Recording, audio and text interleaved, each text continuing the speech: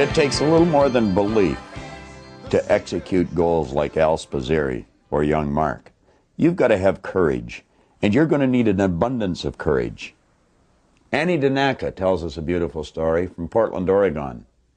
You're going to have a lot of people against you, some of the people that you thought were your friends and loved ones, and they're going to try and hold you back. And it's going to be sheer guts, courage that'll keep you going.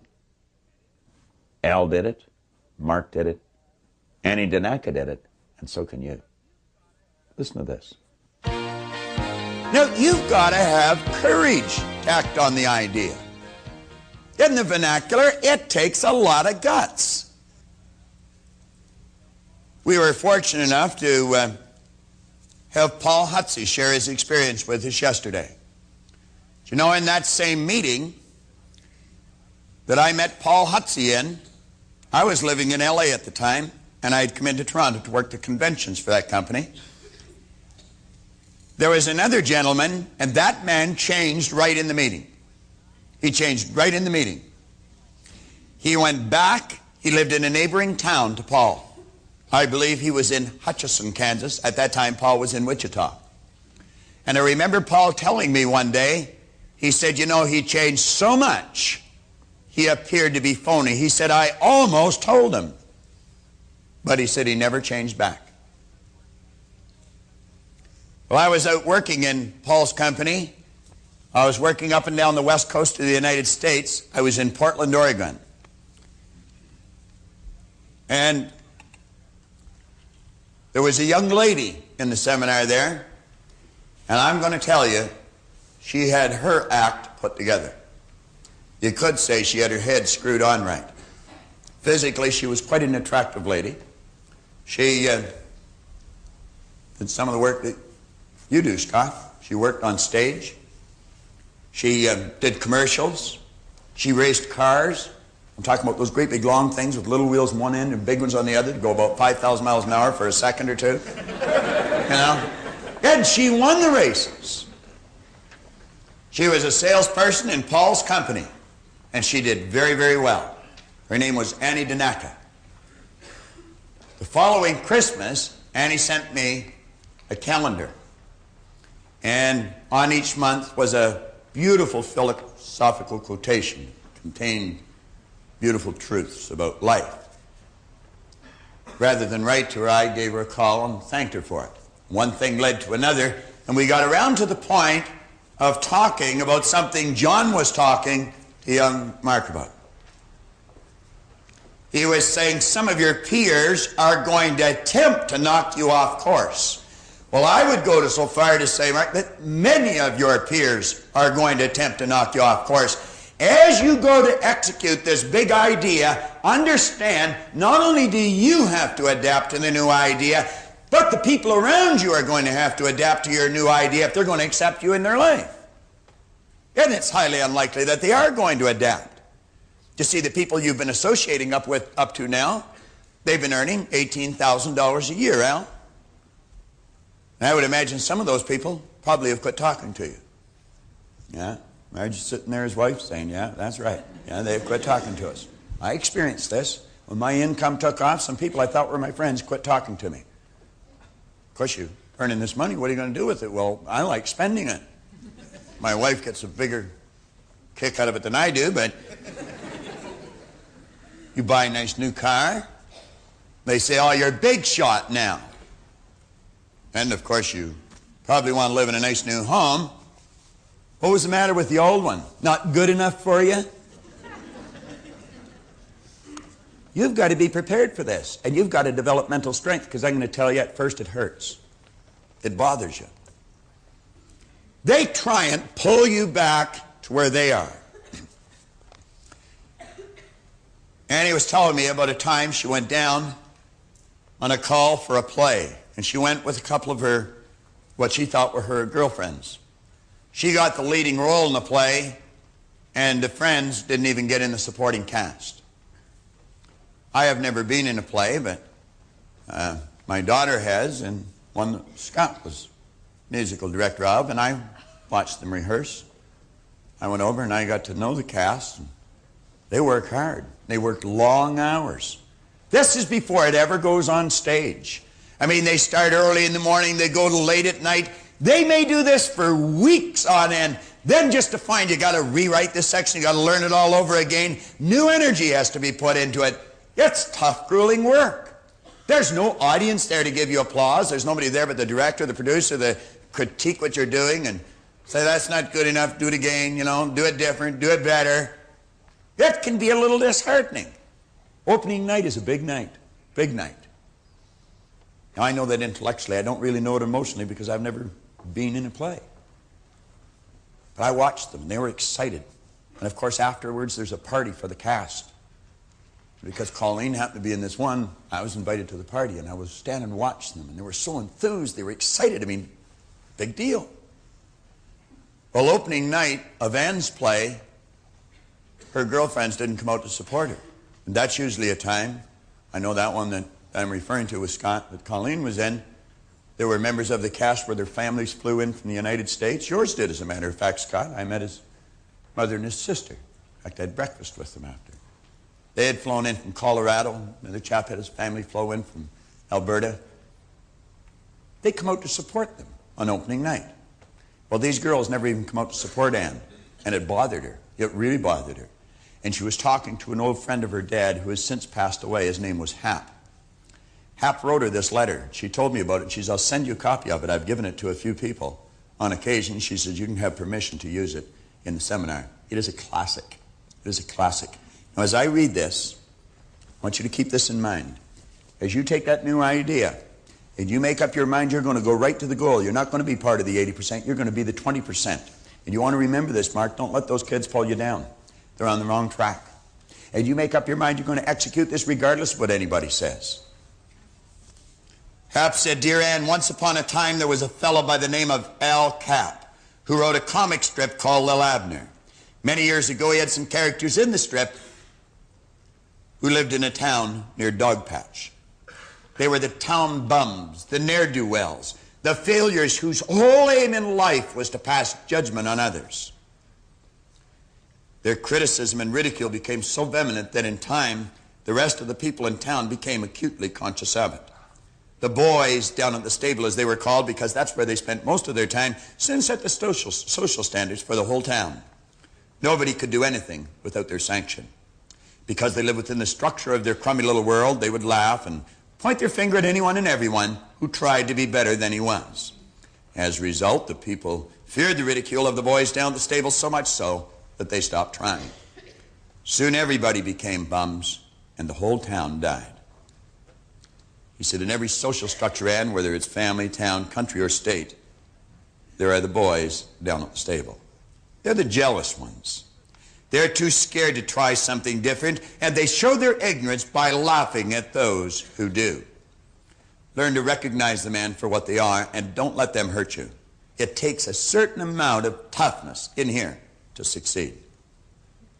One has to rise above those who would tear you down so that they can laugh and say, I told you so. There's too many of us who love you and want you to make it, and I can put myself right at the top of the list. You aren't going to fall flat on your face as they would have you. You're going to do a superb job. Remember, this show is only one small step in the direction of greater things you will do, many of which are beyond your wildest dreams. One of the things I like about you best is that you always give it hell for try. The show will be a success because of you and others like you who try. There are only winners in the cast. The losers are gathered down at the stable, laughing and hoping for our failure. If we could dig down deep inside of them, I'm sure we'd find that they would like to win also, but they're too scared to try. And they attempt to cover up their own failures as human beings by laughing at others. In a sense, I'm sorry for they. Their guilt must make them very unhappy people. Much love and give them hell, Hap. What a letter. I wished I had known him. I can relate to this very, very well because I spent half my life as one of the boys down at the stable. Then I was fortunate, like that elderly couple. I had somebody knock on my door and show me how to turn in a bigger bulb, illuminate my life to a greater degree. And I experienced people like this. You see, what I did was I relate back, how did I react to these people? I reacted the same way. And I had to recognize, yeah, I was jealous. I was jealous. I was cynical. And I would point my finger and laugh at anybody who tried to be better. You'd never find me in one of these at that time. Now, this idea and expectation that John was referring to, I have come to the conclusion that as you study the laws of your being, that giving and receiving is one of the laws. It's the action-reaction where John was using a little dynaswing. And I found out as you give, you learn how to receive. And the more you give, the more you receive. And that's just the way it works. And as you get that law firmly planted in your mind, and you really understand the significance behind this power, then it becomes simple and in fact natural to expect good things. Because you know how it works. You expect your car to run when you turn the key. And if it doesn't, you know there's a little problem. And if there's a signal comes to you that there's a problem, let's say a red light goes on in the dash, you don't take a screwdriver and knock the red light out of the dash and keep driving. That's a signal telling you there's something wrong. You correct what's wrong. If we see a signal on our results, there's got to be a correction made in here. Let's go inside, get under the hood.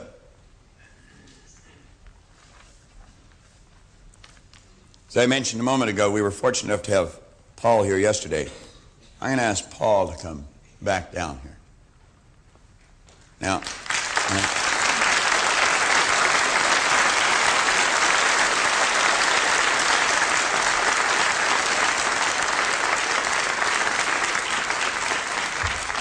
Paul, maybe we could just stand over here, all right? Now, I asked Paul to come down for a reason. John and I come up with an idea some time ago, and we've been working on this idea for a long time. Last night, having dinner with Paul, Paul talked about changing the number 2 to a candle, because it represented light, and light comes from inside. And I got thinking about this, and I was thinking of a quote that I guess you could say both John and I fell in love with quite a long time ago. And the quote kept playing on our mind and playing on our mind, and so we decided to develop an idea around it. And it is it's actually not a quote, it's an epitaph that Theodore Roosevelt wrote many, many years ago for his son, who had passed away or died in battle 6 months before his own death. And Roosevelt said, "Only those are fit to live who do not fear to die, and none are fit to die who have shrunk from the joy of life. Both life and death are parts of the same great adventure." He said, all of us who provide service and stand ready for sacrifice are the torchbearers. We run with the torches until we fall, content if we can pass them to the hands of the other runners. Let me review part of it. He says, all of us who provide service. I think Paul provides a lot of service. I don't think he does. I know he does. And if you go throughout Texas, Missouri, Louisiana, Kansas, you're going to say, hundreds of people, they'll say, yeah, Hutsy sure does provide a lot of service.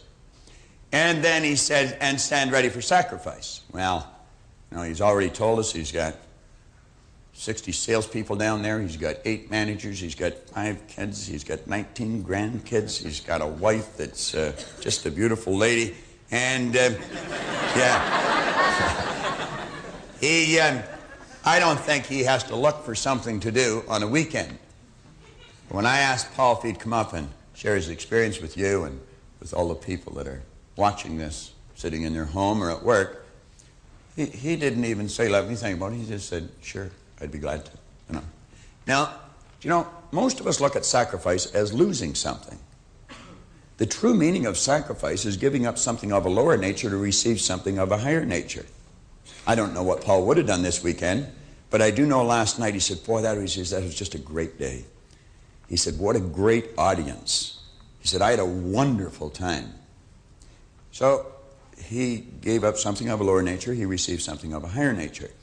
Now, John and I had an idea some time ago, And we had someone design and make a little pin out of gold.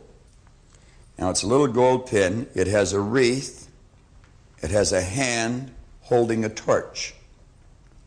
It's a torchbearer's pin.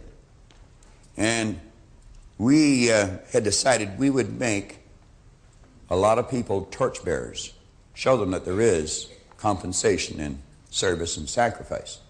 And we only had 2 of these pins made, one for John and one for myself, but we thought the first guy that we should make a torchbearer is Paul Hutsey.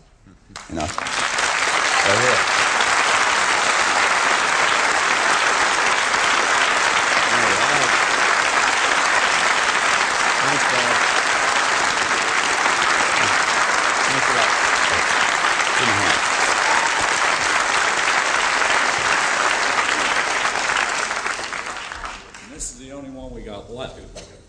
So, isn't that nice?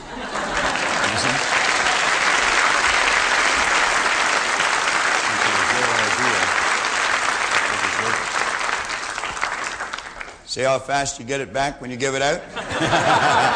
And I'm going to tell you, that was spontaneous. We were talking last night, and I said the only time you give is when you don't think about it. It's just automatic. It's got to be spontaneous.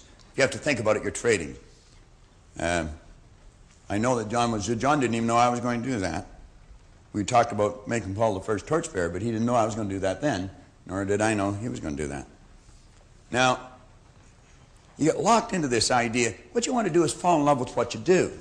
The results you get are the compensation you receive for what you do. Now, there's a difference between expecting something and wanting it. Don't see this as a difficult task. On page 33, what I want to suggest you do is take and write down the left-hand side of page 33, about every third line. Put family life right at the top on the left-hand side. Right on the left-hand side of the page down here, on the first line, put family life. Drop down 2 or 3 lines, put social life. Come down 2 or 3 more lines, staying on the left-hand side, put business life. Come down a little further and put income. Come down a little further and write health. Now, they're just some suggestions of areas of your life. I want to suggest you pick out some more and then ask yourself, have I just been wanting these because wants are here in the consciousness? Expectation is in here. And you can want things, you can see them, and you can have them in your consciousness. If you don't plan them in here, you're not going to get them. And I want you to take some time and really think about that. And don't just pass this lesson over and go on and do whatever you're going to do. This is the lesson. It's important that you get them. This is how you get yourself involved. You develop the understanding. It motivates the action, which changes the results. And that's what we said. It's the understanding and application. On page 34, quote at the top of the page, I believe John did that much better than I could do it here with young Mark over here. So desire is the effort of the unexpressed possibility within, seeking expression without, through your action. It's the idea that's cooking in every cell of our being. It's the act that's bubbling under. There's something inside wanting us to go out and do. It's the idea wanting to be expressed. And don't be disheartened if it doesn't happen when you think it's supposed to happen. John mentioned yesterday there's a season for sowing and there's a season for reaping, but you never do both in the same season. When you plant the seed, understand that the idea is a non-physical seed, but it's every bit the same as a physical seed that you plant in the ground. Recently we were having some work done around our house. There was a strip that we had filled in. It was a bit of a ditch. We had it filled in. We were going to have it sodded. And the gentleman that was working on it, he said, you know, he said, this is an excellent time of year to seed. He said it would come through in a week. I said, really? He said, it'd be a lot less work and an awful lot less expensive. I said, go ahead and seed it. And in a week, bang, that grass was out there. It took a week for that seed. That's called the gestation or an incubation period, and that's governed by one of the natural laws of the universe called the law of gender. All seeds have a gestation or an incubation period. I believe the seed for a baby is about 280 days. I've never seen a man coming home after a young lady's gone to the doctor, and she come home and she says, darling, blessed event's going to take place. 90 days later he comes home and he says, well, where is it? Oh, it isn't going to work. No. It's like James Allen said, we wait as one who understands. When spirit rises and commands, God is ready to obey. There's a gestation period. You plant a seed for a carrot. I understand it takes 70 days. We have gained a conscious understanding of what the gestation period is for almost all physical seeds. But remember yesterday we were talking about the water and the steam and the ether, and we were talking about the only difference between the physical and the non-physical is in density or amplitude of vibration. It's exactly the same. Well, keep in mind that an idea is exactly the same as the physical seed. It's exactly the same, only appears different to one of these things we call our sensory factor. But it's exactly the same, and it's governed by exactly the same law. The non-physical world and the physical world is all governed by the same law because it's the same world. It's the opposite side of the same thing. But you cannot see that with your sensory factors. You've got to see it with an inner eye of understanding. On page 34, we say, in other words, your idea, your dream, or goal can only be desired once it has been properly planted in this creative universal intelligence. And we suggested how you do that. You do that through constant spaced repetition, and you do it in a totally relaxed state. I don't think you write very good music, Scott, when you're uptight and things are bothering you and you got real pressing problems. You see, tension tires, relaxation rests and renews. Relaxation opens the chakras and lets the power flow freely through you. And that's really what you are as a channel. Use your relaxation, your visualization tape. You say, however, once your desire has been firmly established, it is the expectant attitude that ensures your goal or dream is not uprooted or replaced by any opposing idea. You see, when you understand how this power works and your conscious relationship to it, you're not going to be knocked off track by circumstance because you are expecting the right thing to happen. Like Paul Hutsey said, he said, I found the 10-acre lot because I was looking for the 10-acre lot. Most people don't expect it. They just think because they've changed vocations, they've changed towns, they've changed spouses, they've changed clothes, they've changed cars, that everything's going to happen. You don't change the kitchen by painting the outside of the house. If you want your results to change permanently and dramatically, you got to change them inside. Now we're on page 34. Therefore, it is imperative that you understand the following 3 points from Genevieve Brevan's phenomenal book, Your Invisible Power, John was working with earlier. For they will help you to develop the understanding you need to form the expectant attitude. Now, let's take a look at these 3 points. All space is filled with a creative power. It's not just inside, it's like we said earlier, it's everywhere. This creative power is amenable to suggestion. You create the idea, and as you get emotionally involved in it, you've placed it in the universe, and the entire universe comes to your beck and call. Such a phenomenal idea for us to grasp.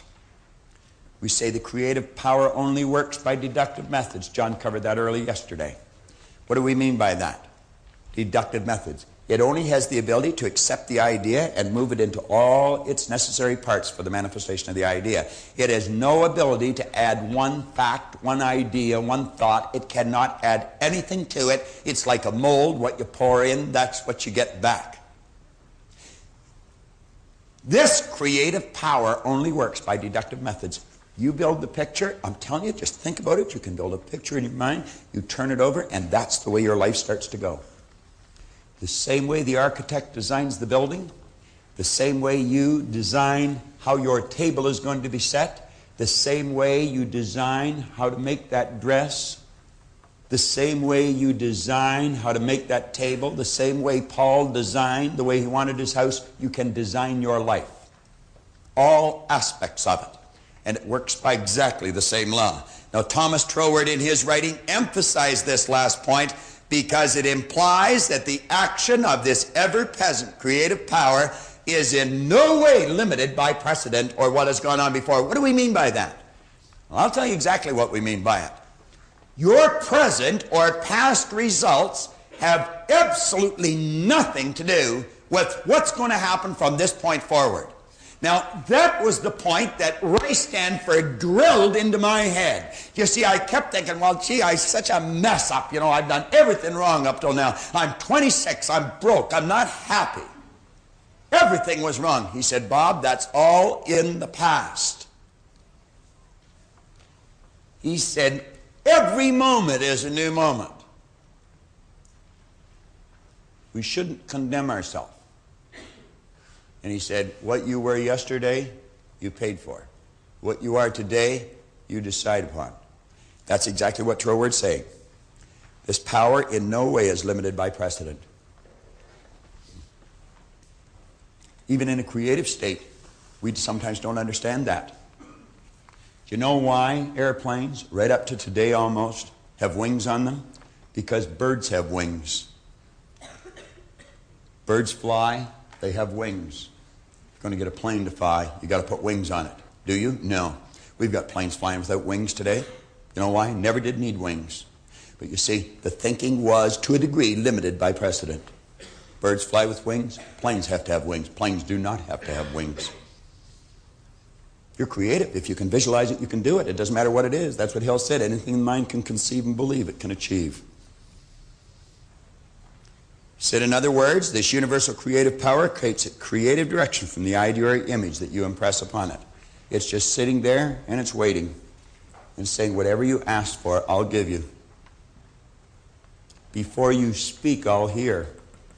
Now, is that just a nice little piece of scripture? Before you speak, I'll hear. Well, let's analyze it from a logical point of view. What precedes the spoken word, the thought? What's the thought set up? It sets up the vibration. What is this work by? By vibration, movement. See, one of the laws of the universe is vibration. Everything vibrates, nothing rests. Everything from the electron to the universe is in a state of movement. Before you speak, I'll hear.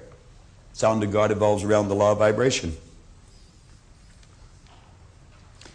I don't know if the book you've got has nothing on the next page, but my page is blank. If you want to take and number the next page, both sides of the next page, could you take and number that?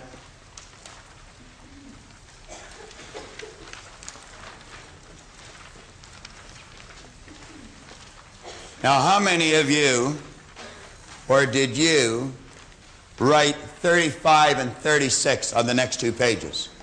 Why? Why'd you do that? Do you want to know why you did it? Because it seemed the most natural thing in the world to do.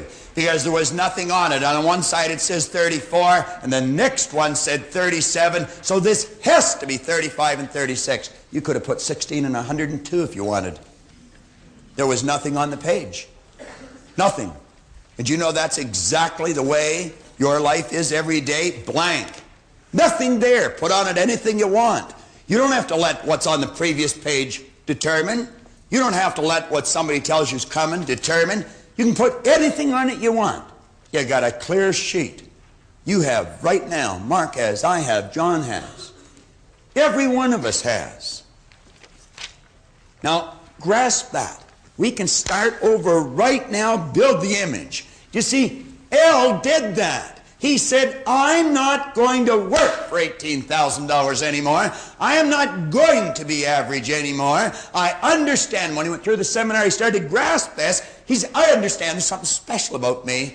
I'm going to treat me the way God meant me to treat me. Did his wife benefit? I guess she did. Did his daughter benefit? I guess she did. Did his manager benefit? I guess he did. And you want to know who else benefited? A whole pile of people that he helped move into the home of their dream. Did he provide service? Yeah, he did. Did he sacrifice? Sure. He was out lots of evenings when he could have been home. Think about it. Think about it. Up at the top of page 37, we say, once you fully understand this great truth, the character with which this sensitive reproductive power is invested will become the most important consideration for you. Your thoughts, you will start to guard them. You'll start to monitor them. You're going to start to really pay close attention to what's going on. See, once you become aware of this truth, that the universal creative power can only be what you feel and think it to be, it will become eager and willing to do your bidding. Say this understanding will enable you to be filled with the expectant attitude, and to expect the materialization of the image will become most natural for you. Do you know that if you put this particular tape on and play it every day for at least a month, there's so much depth to this idea. Every time you read it, you're going to see it clearer. It'll be as if you're standing at the base of a tall building facing east. And somebody said, what's the view like facing east? And you'll describe it. But then you go in and you raise your consciousness, you move up to the third floor and you go to the east wall and you look through the window. The view is different. You're still facing east, but it's different. And then you go and you raise your consciousness and you go up to the 10th floor and you go to the east wall and you look, but it's different. It's much more beautiful. And ultimately, if you'll keep listening to this and watching it and thinking it and relating it to your own life, you're going to work your way to the roof.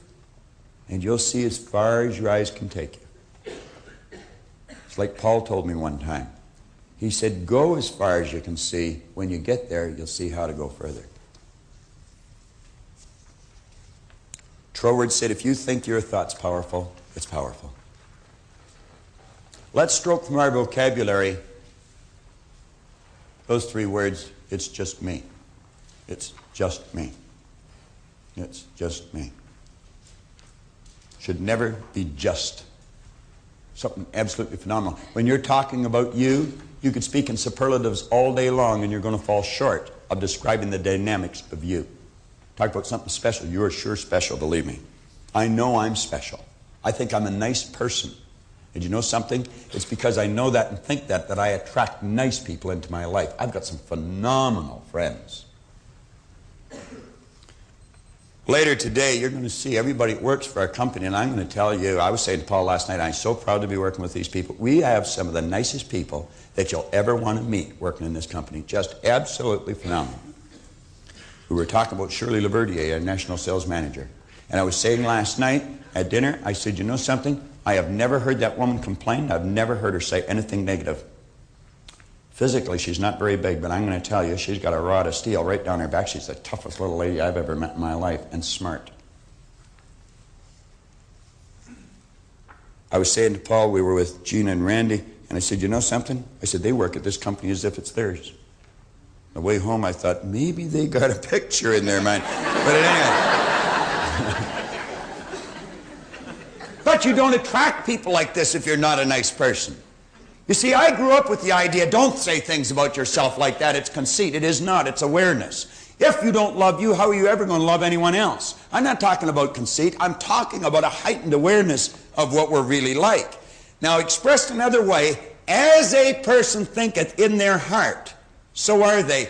John worked on that yesterday just about as well as I've ever heard it worked on.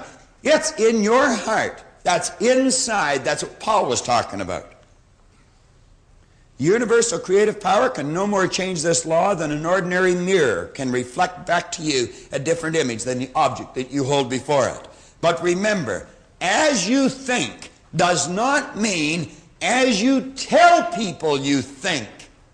Boy, there's a lot of people got that mixed up. It doesn't mean as you tell people you think, or as you would wish the world to believe you think. It means your innermost thoughts. What's going on inside? What do you think of you? The more you study you, you're going to find your belief system is based upon your evaluation of something. The more you evaluate you, the more you're going to believe in you. It means your innermost thoughts. That's a place where no one but you knows the truth. Your sanctum sanctorum. That's where you go to the closet and you close the door. Inside. That is what you expect, and that is what you will attract, and that is what you will ultimately get. All things are possible in spirit because it's an original state. Spirit is a sensitive, unseen, creative substance whose sole purpose is expansion and fuller expression. But spirit or creative substance can only reproduce, expand, or express itself in a greater way in accordance with the limitations placed upon the instrument through which it expresses itself. It's like the light bulb. What did John say to you a few minutes ago? Some of you recorded it mentally, and some of you might not have. He said, don't expect God to do for you what God can only do with and through you. Powerful line. Where did he get that so deeply sunk? Because he sat where you're sitting and he wrote it over and over and over and thought about it over and over and over and worked with it over and over and over. It doesn't just, it's the way it works.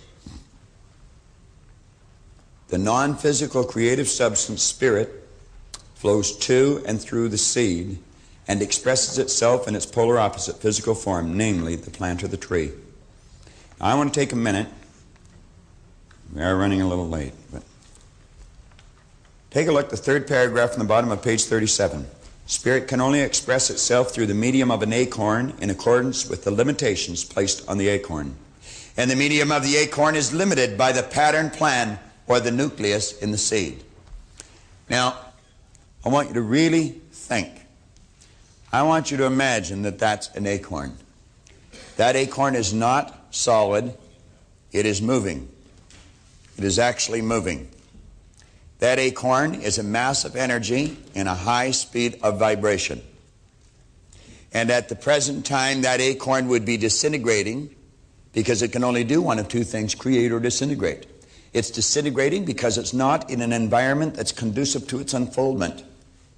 Why do you think I suggested to Brian to get in with the big hitters?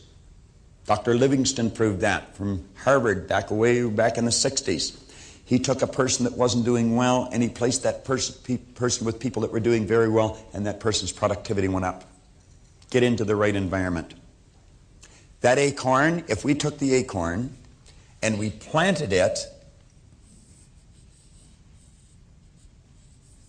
let's say that's the acorn, and we plant the acorn below the earth's surface. Instantly and automatically, that acorn would start to attract particles of energy to it. If I took 2 drops of water and I moved them together, what would happen? They'd become one. If I took a drop of peanut oil and a drop of water and moved it together, what would happen? They'd repel. Why? Because they're not on the same frequency. They're both massive energy, but not in harmonious vibration. There's all kinds of particles of energy in the earth that are not in harmony with the vibratory rate of the acorn, but they won't be attracted because they're not on the same frequency. Now, that acorn has a pattern plan or a nucleus in it. You'll hear many people say the oak sleeps in the acorn. That's not true. You'll never find an oak tree in an acorn. You can dissect it with the most powerful microscope you'll ever get your hands on. You'll never find an oak tree in it. Do you know why? There isn't one there. The oak tree's in the universe. Where does everything come from? Everything just is. Everything is an expression of the same thing. Everything, all supply comes from one infinite source, a non-physical source. Same as your money, your health, and everything else. This acorn has no ability to alter its state of vibration, so it keeps attracting little particles of energy, just like a magnet. And as they join with the acorn, it's like the drop of water. Keep adding drops to it, and pretty soon you're going to have a big puddle. This thing has to what? Expand. We call that growth. And a shoot comes out of the bottom, and another little shoot comes out of the bottom. Pretty soon a shoot comes out of the top, and it bursts through the earth into the atmosphere. And from the atmosphere, particles of energy, unseen to the physical senses, but not unseen to this power, and it's attracted, and that thing starts to grow, and pretty soon it has roots, and it has a trunk, and bark, and branches, and twigs, and leaves, and it has the whole thing. Do you know why? It cannot change its state of vibration. It's locked in. That's why an acorn can only grow into an oak tree. Carrot seed can only grow into a carrot. Want to know what makes us unique? We can grow into anything we choose because we build the idea, it becomes the nucleus, it controls our vibration, and that dictates what we attract to us. You know what our problem is? We're growing into an oak tree one day, a carrot the next, a maple tree the following day. And you know why we do that? Because we don't see what we think with our limited awareness is coming to us on time. We want the leaves before we even get the roots. Won't work. Never has, never will. Get locked into your idea and stay in that vibration regardless of what's happening. I've often said you'd have to put a great big bullet right through here to get me to stop doing what I'm doing. I don't want to do anything else. I made up my mind a long time ago. This is what I was going to do, and I was going to work at getting better at it every day. Lock into something. Find something you love to do and dedicate your life to it.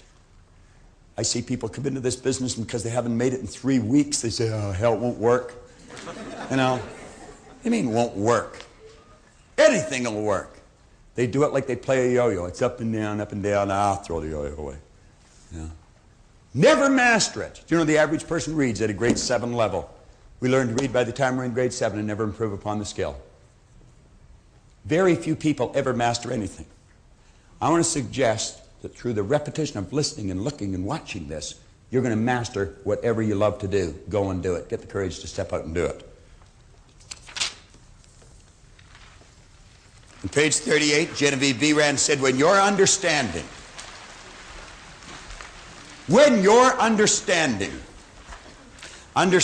comes from knowledge, it's the polar opposite of ignorance. When your understanding, and remember knowledge, the only way you can get it at is through study. Unfortunately, study seems to be something like taxes. People only do it if they have to.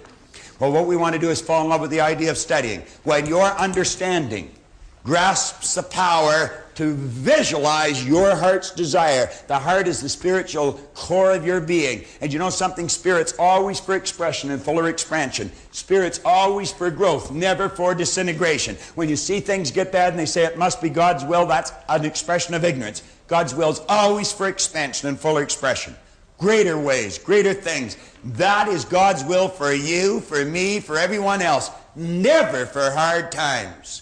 Abundance is our birthright. We've been conned, folks. She said, when your understanding grasps the power to visualize your heart's desire and then hold it with your will. Don't let some peon suggestion knock the idea out of your mind. You can't do it because you never have up till now. Hold the idea with your will. Concentrate. Do like Napoleon. He said, I see only the objective. The obstacle must give way.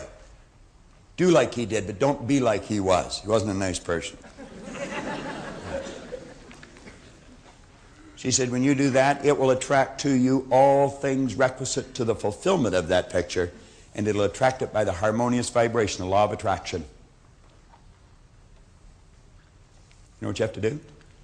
If nothing's created or destroyed, you've got to get on the same frequency as the good that you desire is on. There's music in this room right now. You don't hear it, but it's here. If I brought in a little transistorized radio and turned it on, you'd hear the music. Did I invite the music in, or did I tune into something that was already here? And all I have to do is change the dial and I get different music, and change it again and I get different music. And what am I doing? I'm tuning in on different frequencies. And as you get the image and get involved, you alter the frequency you're on. Therefore, you attract whatever's on that frequency. You want poverty? Tune into it. Be delivered right on schedule. Me, I've never liked poverty. Never. even when I lived in it.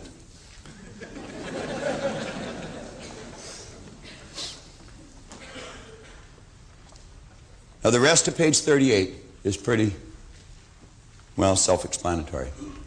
You fill it in, but make sure you fill it in. On page 39, there are 3 lessons here, or 3 concepts. It'll take in whatever John's explained and what I've explained. 3 certain steps for prosperity in all areas of your life.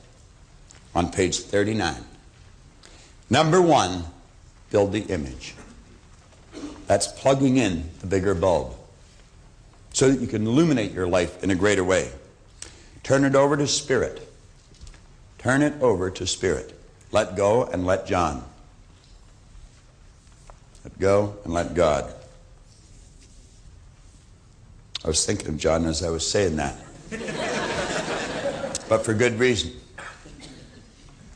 So we didn't edit it. It's for your benefit too. Do you know, when John and Pat Swanton talked to me about that house on Seven Barge Walkway that I made reference to yesterday, that Vera Bont and Brian and Leslie now live in, they came to me after they put a deposit on that, and they were worried because they didn't have the money. They couldn't even see where it was coming from. And I used that quote of Genevieve B. Rand's. I said, believe it's coming and it'll come. Just let go and let God. And it was a very, very funny feeling the day they moved into that house, because I was there and they moved into the day, 18th of December. The only thing that was in that house that was movable was the stove and the fridge. And on the refrigerator were a pair of praying hands, magnetic ones, that said, let go and let God. God's everywhere. He's everything. We'll work through you. We'll give you whatever you want. But you've got to ask for it. And you ask in the form of feelings. Number 3, expect. Well, if you take this lesson and you study it, you listen to the cassette tapes, and you watch these audio tapes or visuals, and you watch them over and over and over again, the expectation is going to become natural. We've already covered that. Expect it with your heart and soul that Spirit will reward you openly for your faith. It will reward you openly for your faith. Everything that you need to receive the good that you desire is already here. Pat and John found that out. They believed, they got in harmony with the good that they desired, and it came to them. Just like with the acorn. The oak trees and the universe. The pattern plan is in the acorn. When you build the image of what you want, that's the pattern plan in your life. It puts you into the necessary vibration to attract what you have to attract. Nothing is created or destroyed in this universe. It's all here. Everything you're seeking is seeking you. Hold on to that picture. You'll attract what you have to. Pat and John did. Well, I really remember the night of December 20th when we moved into the house. As a matter of fact, it was snowing. And of course, the first place I head for is the kitchen. I walked in, looked at the fridge, and there were praying hands. And on the bottom of the praying hands, it said, let go and let God. And remember I said to you, where did they come from? The hands. Like it was a little magnet that just stuck on the side of the fridge. And you looked at me and said, I don't know. But that's how it all happens. I mean, you have to let go and let God. And that's what we did. It was an incredible evening. I remember that we must have been doing something upstairs, and somebody came to the door. John, remember you and I went running downstairs, and there was nobody at the door, but there was a package inside the door to the right hand, and it was a lovely blue box, and it said Burke's at the top. I said, John, we've got a gift.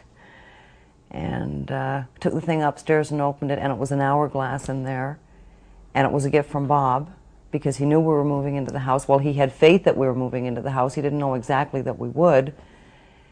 And gosh, it was a really special time. I mean, we had a mess like you can't believe, but it really didn't matter. We were in the house, we had all our stuff in there, and it was just a phenomenal time.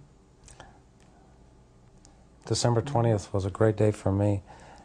And as you were saying, Pat, about the letting go and letting God, from the first time that we met Bob at the Prince, and we went through the exercise of deciding on what we wanted, making a decision, making a commitment on what we wanted to achieve, namely the house. There was a lot of things that, from my personality, and anybody that knows me would know that I tend to force issues, and I was working in commission sales, which is probably a great asset when you need a lot of money in a short period of time. And for the first week, I was really forcing, attempting to make sales, work harder, work longer. And fortunately, we were attending a seminar, one of Bob's seminars, during this time. And I had an opportunity to ask him during the seminar, what do I do? And Bob just looked at me and he said, let go. Let God. Don't force it. Just allow it to happen. And from that point on, I just went ahead, did my work, and allowed myself to receive the good that we wanted to desire. And it was the most important part of that exercise was to learn what to do when you want to achieve something, whether it's a sale, whether it's a house, whatever it is. There's a number of years have passed since we purchased that house, and every day of every week, some little thing that we learned during that 7 weeks in late 1982, has come back to help us in our day-to-day life. And it's been important to both Pat and I. It's been important in our relationship. It's been important in building our financial stability that we have today. We feel that what we've learned has helped us achieve everything that we have now. And we had to let go and let God to achieve that. And we still do. And we still do. Now, we've covered this concept of expectation and expecting abundance. What we really want to do is raise our level of awareness so the expectation becomes a natural state for our mind to be in. And we've already mentioned that expectation is a mindset. It's a mental state. And you're going to find that that state comes to you with an increase of awareness. Now, in talking about the law of vibration, we're starting off here saying the law of vibration explains the difference between mind and matter, between the physical state and the non-physical state of everything in the universe, which includes you. So we're talking about the non-physical, and here we're talking about the physical. Now, this non-physical part of our personality is where the mental magic starts to take place. We call these our creative tools. They're mentioned in an earlier lesson under the heading of intellectual factors. And it's the intellectual factors that we want to develop. And in developing them, what we do is raise our level of consciousness. Now you come back here, we say under the law of vibration, we find that everything vibrates, nothing rests. Everything is in a constant state of motion. There is no such thing as inertia. From the mental to the grossest form of matter, all is in vibration. This lectern is made of, I suppose we would call it lucite. However, it appears to be solid, but it's really not. If you look under a microscope, you'll see particles of energy moving. And of course, that would be the same with every physical form that you might look at under a microscope. Now, we say graduating between the lowest and the highest form of vibration, there are literally millions of cells or levels of vibration. Rates of vibration are known as frequency. The higher the frequency, the more potent it becomes.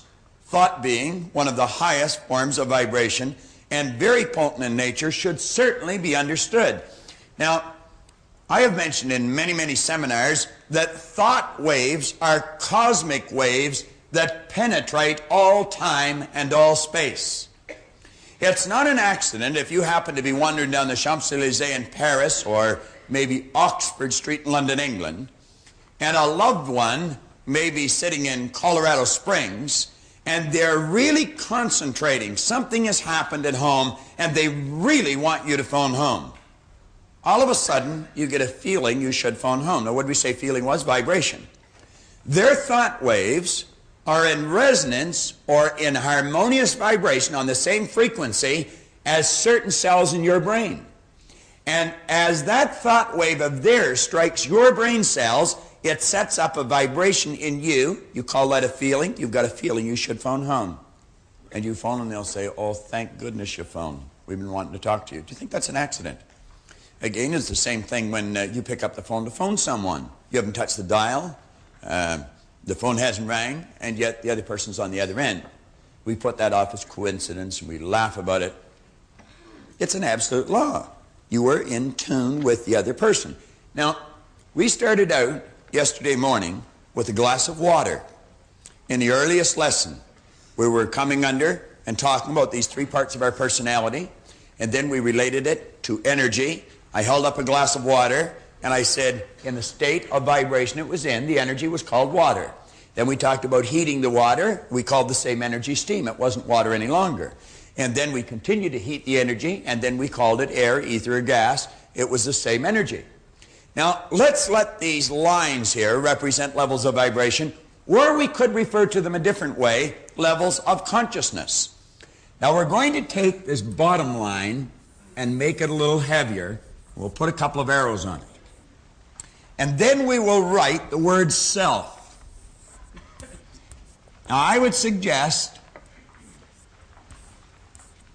that in your exercise book, on the opposite page to the law of vibration and attraction, that you make a drawing like this. Now, underneath, we'll write the word simple.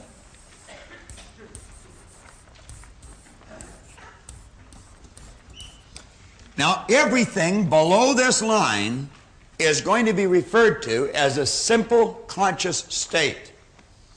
This line is referred, and everything above, as a self stage of consciousness. Now, what we're dealing with are levels of vibration in consciousness. An animal is in a simple state of consciousness. We could have a little dog here on the set, and the dog would know it's on the set, but it doesn't know it knows it. A dog operates, as you and I do, with sensory factors, and they are to help the person communicate with their outside world, but they're not operating with any intellectual factors. They operate with instinct, which is perfect. So the dog knows and yet knows not. It's able, through its sensory factors, to look at its outside world, but not able to look at its inner world. You and I have the creative ability of looking at our inner world, and we're in what we call a self-conscious state. We are aware of our objective as well as our subjective world. Now, there are many varying degrees of consciousness until you reach the higher state, which is called divine or cosmic. Use whatever word you choose. It's divine or cosmic consciousness. All religions that have maintained their balance over any period of time are founded on the premise that we will one day be one with our Maker. We will reach this higher or divine conscious state. We will be aware of our oneness with this power. Now, you're going to find individuals who have a very low level of consciousness. They're way down here. Therefore, they have a very low level of what we call awareness. Now, the awareness dictates how that person lives. Whenever I mention this, I think of the first time I had an occasion to go down to the Loop or downtown Chicago. I was living in Glenview, and I went down the Edens Expressway, and as I was going along Michigan Avenue, I saw people laying right in the gutter. They were absolutely filthy. Now, these people were virtually living in an animalistic state, almost. And you would say, well, they're stupid. No, they're not stupid. Some of these people have degrees. Some may have a doctorate's degree or an MBA. What they have is a low level of consciousness. They could have a highly developed intellect. know a lot here, but still in a low vibration. They're not living there because they want to. They're living there because they do not know. They are not aware of how to change it. You will find then individuals, some are up in years, some are fairly young, that have a very high level of consciousness. They're not away down here with their consciousness. They have a very high level of consciousness, and they have a very, very high level of awareness. Now, these people have a phenomenal vibration. Their energy, you feel so good around them. There's something about them that you're attracted to. You're not quite sure what it is. You see, you couldn't articulate on it because it's vibration. You very rarely see these people upset. You very rarely see them excited or depressed. They have learned how to maintain a magnificent balance. Everything they do, they seem to do very, very well. They're very creative. They know how to get results. They know how to stay on track and not let the suggestions that are coming from their outside world knock them off track. Now, you and I live somewhere between here and here, and yet no knowledge. Now, let's suppose a person is on this level of consciousness. The only thing that person could attract is what's on that level or on that frequency. Consciousness, vibration, frequencies, we're talking about the same thing. If a person is earning, let's say, $25,000 a year, they're not earning 25 because they want 25. They're earning 25 because they are not aware of how to earn 50. If a person's suffering with headaches, they're not suffering with headaches because they want headaches. They're suffering from headaches because they're not aware of how to eliminate the headaches. If a person is alone and lonely, they're not alone and lonely because they want to be. They're alone and lonely because they're not aware of how to change it. Now, what you and I are really seeking is a higher level of awareness. And you know, that's what we're gaining as we're studying this material. The more often you watch this, the more you're raising your level of consciousness. Now, what you're really doing is raising your level of awareness.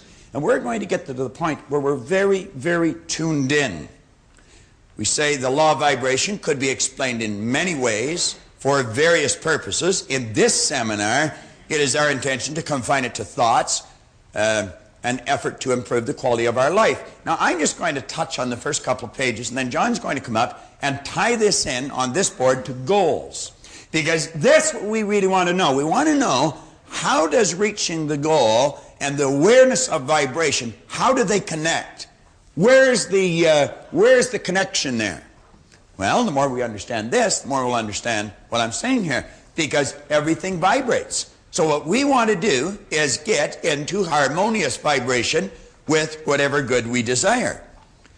We say here on the bottom of page 41, third paragraph in the bottom, for you to grasp a clearer understanding of how you can actually take dominion over your results, to understand how and why thoughts and things come into your life as they do, you must go back to this basic premise which we started with in the very first lesson, where I held the glass of water and talked about the energy. We called it water, we called it steam, we called it air, ether, or gas. It was the same energy, it was just altering its level of vibration.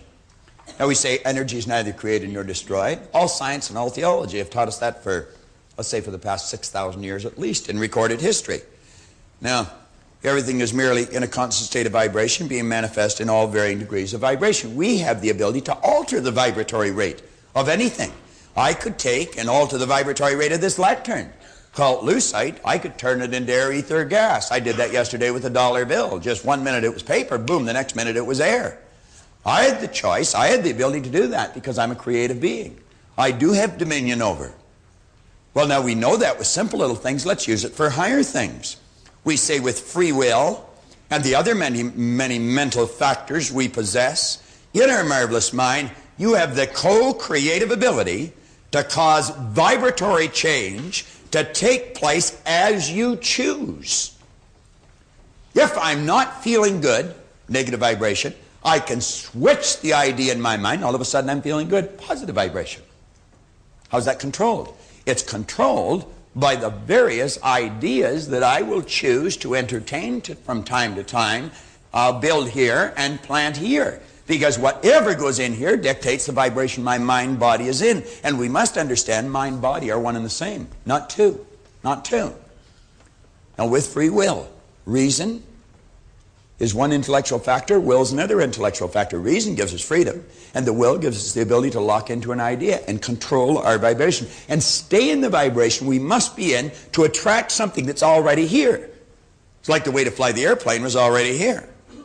We say the lack of ability to exercise this tremendous power for good is caused by ignorance. Now remember I put knowledge over here, and I said through study you develop understanding. Let's look at the polar opposite. Through ignorance, a person gets into a state called worry or doubt. They don't have the understanding of how to change vibration. They don't have the understanding of how to control what's going on the inside by blocking out what's going on the outside. Now, if a person is in this psychic state, that's called a mental disease, they're worried. They think they're not going to get what they need to look after what they say they have to look after. That worry, when it's impressed and changed into an emotional state, it then turns into something that's more commonly referred to as fear.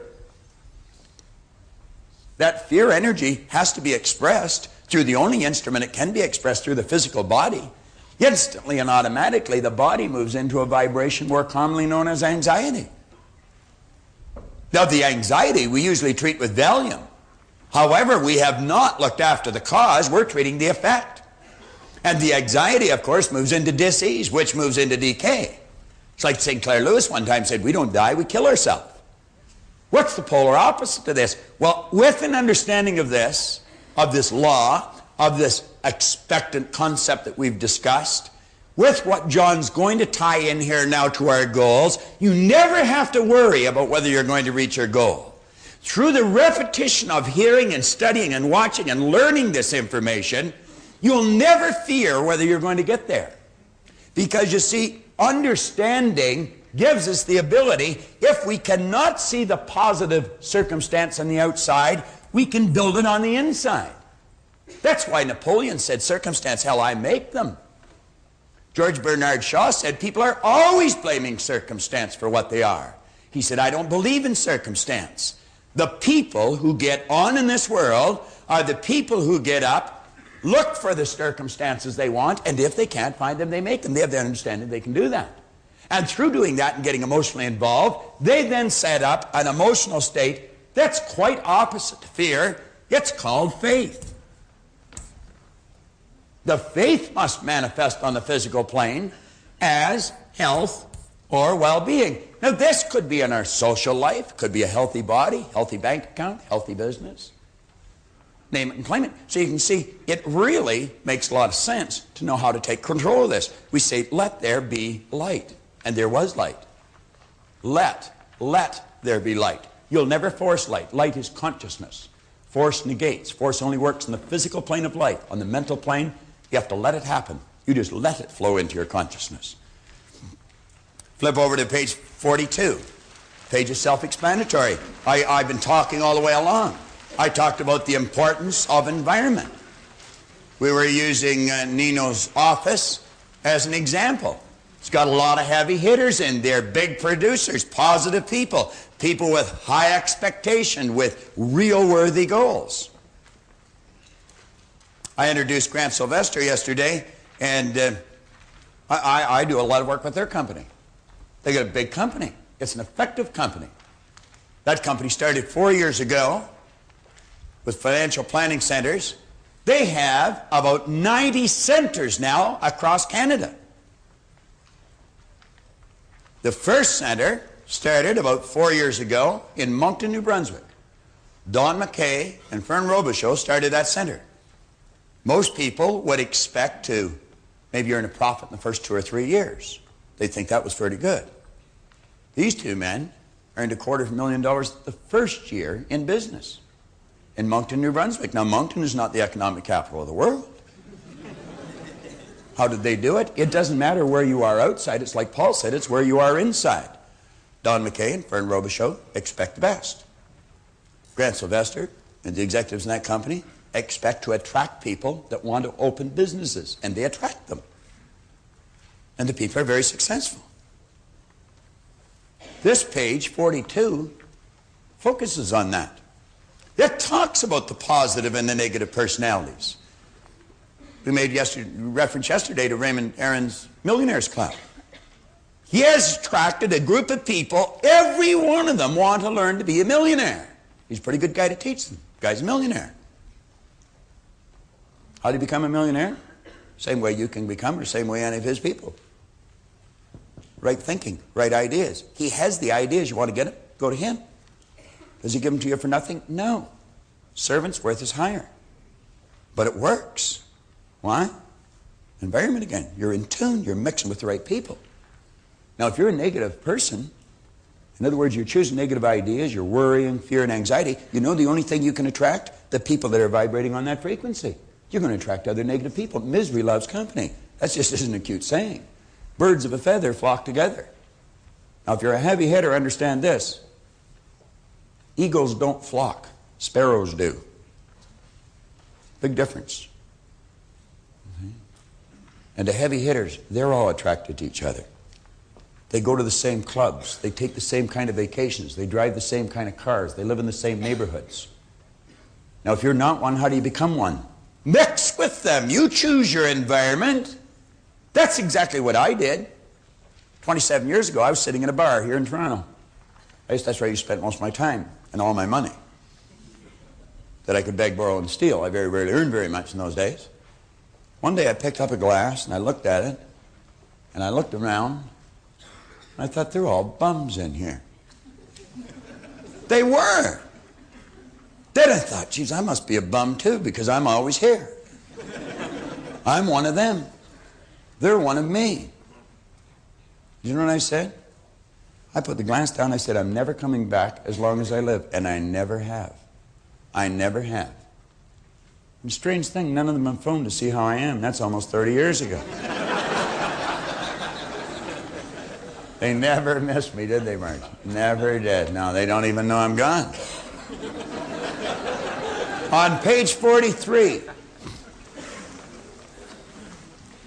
we're talking about our connecting links. Slowly but deliberately see with your inner eye of understanding how you connect with the good that you desire.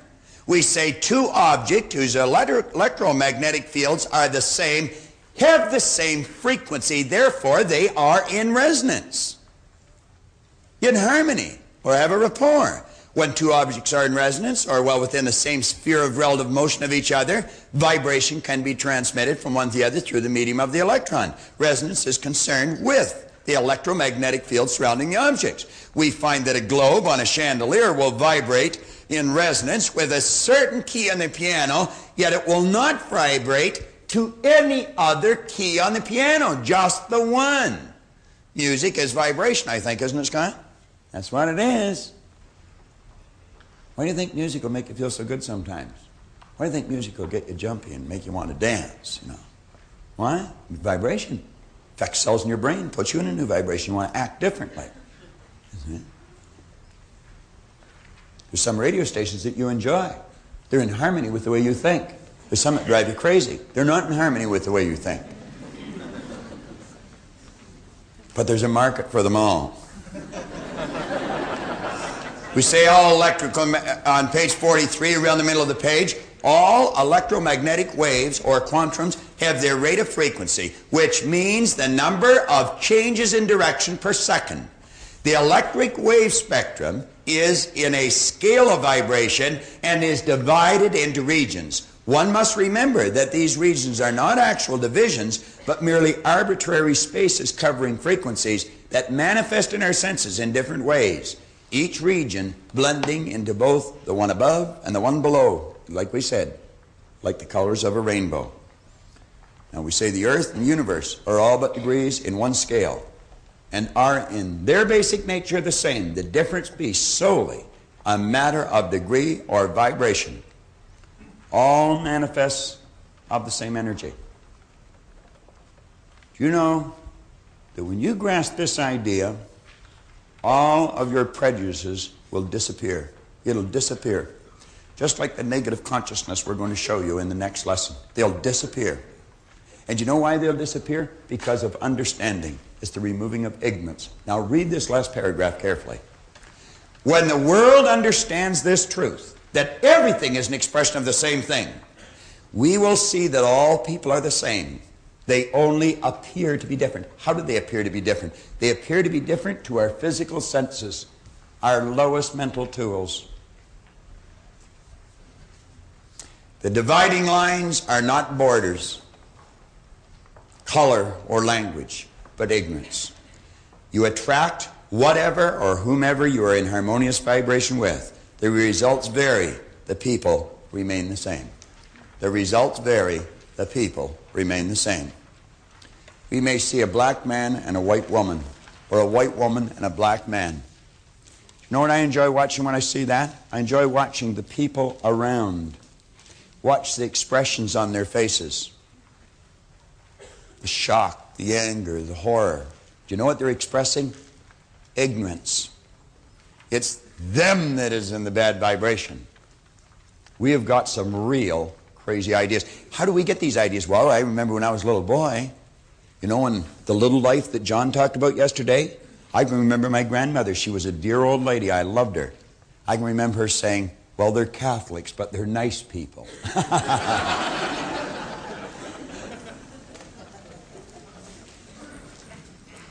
On page 44, we say everything is an expression of the same thing. Now, we're repeating ourselves just different ways. But I want you to take time and read these paragraphs carefully. Re-listen to these tapes. Watch these videos over and over and over again. And tie it in with what we're saying here, and it's going to take on a different meaning. In the second paragraph, you are connected to everything in the universe and everything with you. Whether you can see it with the naked eye or not is unimportant. The only difference between one thing and another is in density or amplitude of vibration. That is the only difference. When you choose certain thoughts, brain cells are affected. They vibrate and send off electric waves. When you are concentrating on those thoughts, you increase the amplitude of vibration of those cells, and the electric waves become much more potent. Do you want your thoughts to be more potent? Develop the willpower, the will, and the mental faculty. That gives you the ability to concentrate. I'll give you an analogy that you're all familiar with. It'll do exactly the same thing. You go outside on a nice sunny day, and you all did this when you're little boys and little girls, and you take a magnifying glass, and you may have a piece of paper, some leaves, or you might even have your hand there. And you take the sun, and you put the magnifying glass between the sun and the object, and you can start a fire with it. How? You increase amplitude of vibration. The rays become much more potent. They become hotter, and like that.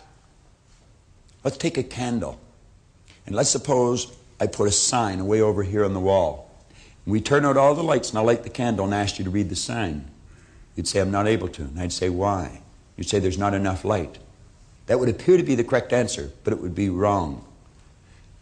The reason you're not able to read the sign is because the light is not being directed at the sign. Now, if I took exactly the same candle power and I confined it in a flashlight and I held the flashlight towards the sign, you'd be able to read it with ease. See, well, the candle's here. Some of the light's going on you, some on me, all over the place.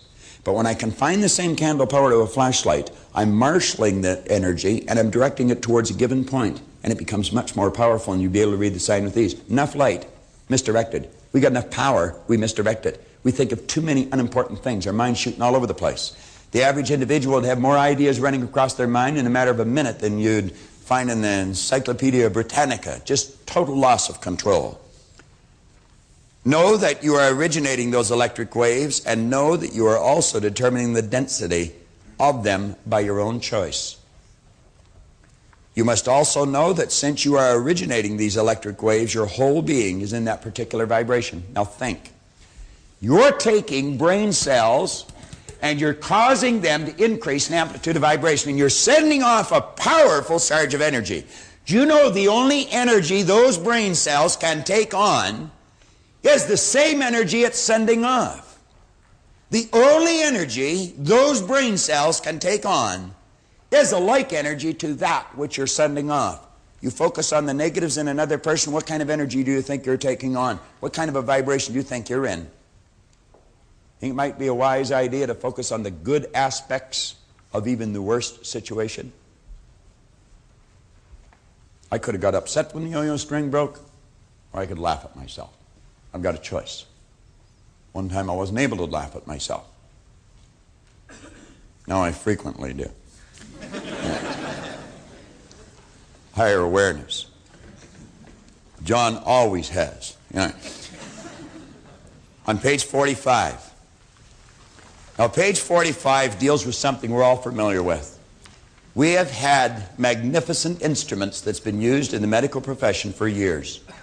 And these magnificent instruments do nothing but measure vibration. The brain, the heart.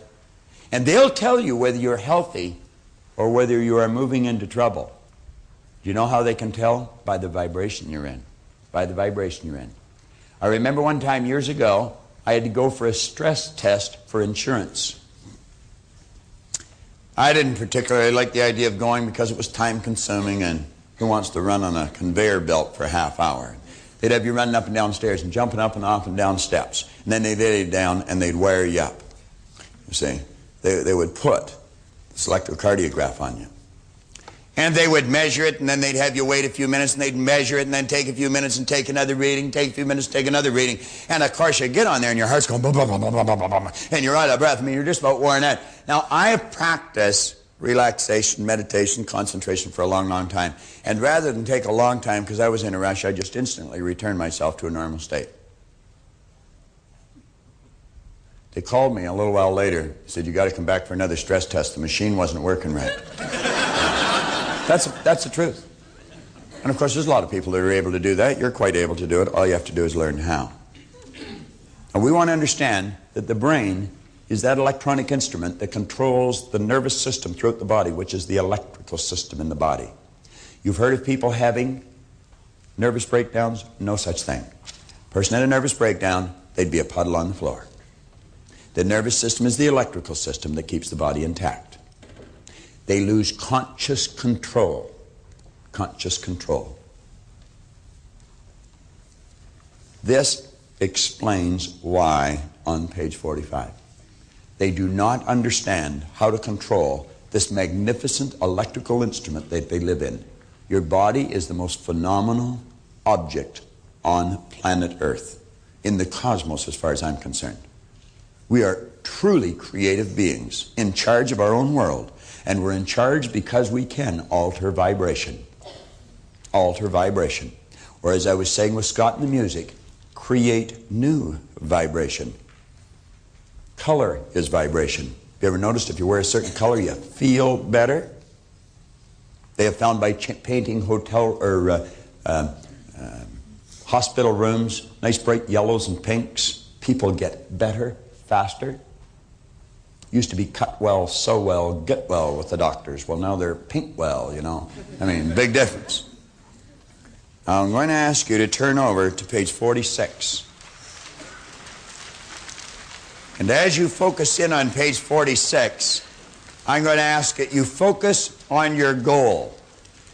Get the thing that you want more than anything else riveted in your mind, and then take every bit of information that John focuses on this board and relate it to the goal. Don't just listen to it as information. Let this information mean something to you, and take all the ideas that he's going to come across and direct it towards the object or the thing that you truly desire. Dr. Ken McFarland, the late Dr. McFarland, the great educator, he said anything's possible if the motivation is strong enough. You'll remember Heinz Dawes, how his circumstances were not too favorable. He thought he was going to lose his house. Well, Heinz was sitting in the seminar. His fantasy became a theory. Heinz's fantasy, even though he was having difficulty maintaining his home, was to drive a new Cadillac. And it was while he was sitting in the seminar that his fantasy literally became a theory. Heinz took that theory and turned it into a fact in a short 21-day period. I got my Cadillac in 22 days after I made that promise to myself. There were certain things that Bob suggested we went to one of the dealers in Toronto and got half a dozen brochures. I cut out the page of the car which I wanted, which was a Coupe de Ville. I had one stuck in the bathroom, one on the dash of my old car, one in the kitchen, one in my attaché case, one in the office, and one directly on the ceiling in our bedroom. You went and sat in it. You went and sat in it too. Yes, that was one of the other things. Try to get the senses involved as much as you can. So Bob suggested that sit behind the car and pretend it's yours. Smell the leather. Have the air conditioning blow on you, listen to the stereo. We got the senses involved, and this friend of mine took a picture of me in this car. I still have the picture. I also carried a little goal card with me that Bob suggested, so that every time I put my hands in my pocket, that mental picture was being recreated. I had never written so much business in such a short period of time, ever. And at that time, I was in the business about 15 years. Mm-hmm. Many of the suggestions we make in the seminar may seem immature, they may seem childish. Heinz Dawes was a mature human being. He had been an insurance agent for 15 years, but he took the suggestions that we gave and he followed through on them. He literally got a photograph of himself sitting in an automobile. Now that photograph had a real impact on Heinz's brain and ultimately on his mind, and he accomplished that goal in a relatively short period of time. Right on the first page of your action planner, we recommend that you take a photograph of yourself and place it in this square. There's a photograph of yourself, there's a suggestion that you're born rich. You're a prosperous person. Now what we want to suggest is that you get a photograph of yourself with your goal. It might be a new home. Shop around, pick out the place you like, stand in front of it, and get your photograph taken. Go and sit in an automobile. Get the picture of yourself, literally a physical picture, and hold that picture in your mind. Look at it as often as possible. Now, John Canary is going to talk to you about the importance of vibrations and goals. Vibration is everything. That's what the picture does. It puts you in the vibration. Listen to John as he elaborates on that. Now, someone gave us a number of books here not too long ago, and there's something in here that I want to share with you because I know what happens when we go through this particular session. A lot of people go away from it and they ask this question instead of studying. What do you mean by vibration? What do you really mean? Well, this is about the best definition I've ever found. Every thought changes the rate of vibration. As you are enabled to think greater, deeper, higher, and more forceful thoughts, the brain cells are refined and they become more powerful and they are enabled to receive finer vibrations. What does that mean? I say time and time again to people that we don't get what we want, but we do get what we are. Now you've got to really think about this. We don't get what we want, but we do get what we are. That's probably one of the most important things that I've ever heard. Not only heard, but it's one of the most important things I've ever learned. How do we actually get what we want? By becoming something different in vibration. Now, let me allude to something that I mentioned earlier and something Bob's been talking about quite a bit. When you talk about the attitude of an individual, I mean the total person. What you're actually stating is that my thoughts, my feelings, and my actions represent what is called my attitude. Let me ask you this. What are your thoughts, your feelings, and your actions towards your personal life? Just toward you as an individual. What are your thoughts, feelings, and actions, let's say, towards your income or your business life? What are your thoughts, your feelings, and your actions, let's say, towards your family life? Because you see, your thoughts, feelings, and actions is what determines your state of vibration. Your thoughts, feelings, and actions, it actually determines who and what you are, as well as what it is you're going to get, as well as what it is you're going to get. Now, I want to cover just one concept to show you how you can actually begin to do it. Here's the first thing you've got to understand, is that knowing does not precede doing. Now, I want you to really think about what I just said. Knowing does not precede doing. The moment we as individuals begin to focus on a particular objective, or we start to look at what it is we want, we don't necessarily feel good about getting it. We can see it, we can think about it, but we don't necessarily feel good about doing it. I'm going to give you a good example. How many people here in sales? That's a few. The rest of you beware. Now consider this for a moment. How many people here really get up, enthusiastic, and enjoy cold calling? How many do not? Now keep your hands up, the ones who do not. Is it true, though, that you know you must do it? Isn't it true that you would like to feel comfortable doing it? The moment that you start to go out cold calling, or as Paul mentioned yesterday, meeting that particular girl. Okay, put your hands down now. Or meeting that particular guy.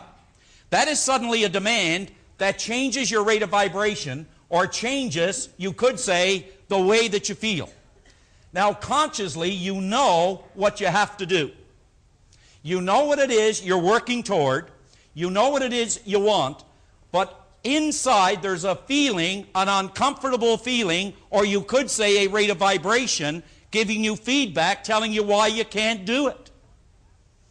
Now, this is what you have to do in very, very simple terms. How many learned to drive with a stick shift? Do you remember what it was like? Now, isn't it true that consciously you had all the knowledge to drive that car? Yes, no? And you get in there, and you're anything like me, you had a person sitting beside you. And they said, now here's what I want you to do. They're giving you instructions. They said, I want you to put the foot in the clutch, put the other one in the brake. Hold both hands in the wheel. Then reach over, make sure you pull this thing up, and put it down there in the first. Reach over and start the car. Now, as soon as you got to start it, make sure you keep one foot in the clutch, the other one in the brake. Now, as soon as you're all ready, I want you to let your foot off the clutch just a little bit. As soon as you do, take foot off, brake same time, get a little bit of gas. Get it going about 10, 15 miles an hour. Now, keep in mind, now what you got to do, as soon as you get it going 10, 15 miles an hour, the engine starts to roar. So what do? Take foot off the gas, put the one in the clutch, put it up there in a second. Take foot off the clutch again, put it back in the gas. Get it going to about 20, 25. Now, be careful now. You don't want to go too far because the engine will start to roar again. You burn the engine out. So I'm sure as soon as you do that, you put the foot in the clutch again. Take foot off the gas, though, at the same time, and you put it down there in third, take it back off the clutch again, put it back in the gas, you get it going. You got it? Got it. Now, they said, now, just before you pull out, I want you to be careful. Now, I want you to take one hand, put it over here behind me, keep the other one on the wheel, keep one in the clutch, keep the other one on the brake. Now, they said, as soon as you relax, take this hand back here and take it, grab it down there where it was in third, put it up there into first, put your hand back here, now you got it back up there in reverse. Now, keep your hand in the wheel there, keep the other one in the clutch, keep the foot in the brake, and then start to let it off the clutch just a little bit. As soon as you do, put it in the gas, but just before you do that, make sure you look this way. No cars coming that way, no kids in front. Make sure you look this way. Somebody may be walking behind the car. Now, as you got this here thing going, you're standing like this. What I really want you to do now, as soon as you back that up a little bit, make sure you put your foot back in brake, but make sure you put it back in the clutch again, and put your hand back over, pull it down in the first. As soon as you do that, take it off the clutch, off the brake, then get it going in the gas, go through the same procedure, hit the clutch, put it back up there in the second, take it off the clutch, put it back in the gas, get it going again, and take it off what? Off the gas, put it back in the clutch, put it down in the third, back in the gas, and away you go. You got it? Yeah. Now, what actually happened is you had all the knowledge to drive the car. But you know what's interesting? You were not yet in harmony with your idea. But you started to do it not once, but over and over and over again. And as Bob pointed out yesterday, until the idea became fixed. You developed a sufficient number of brain cells to do it. Now think about this. You have got in mind something that we call a goal. Now, where you are today, or where your thoughts have brought you, I don't mean sitting in this room. But I mean that everything that you have brought in your life, everything that you have to this point in time, is a result, nothing more, of the state of vibration you are in mentally, emotionally, and physically.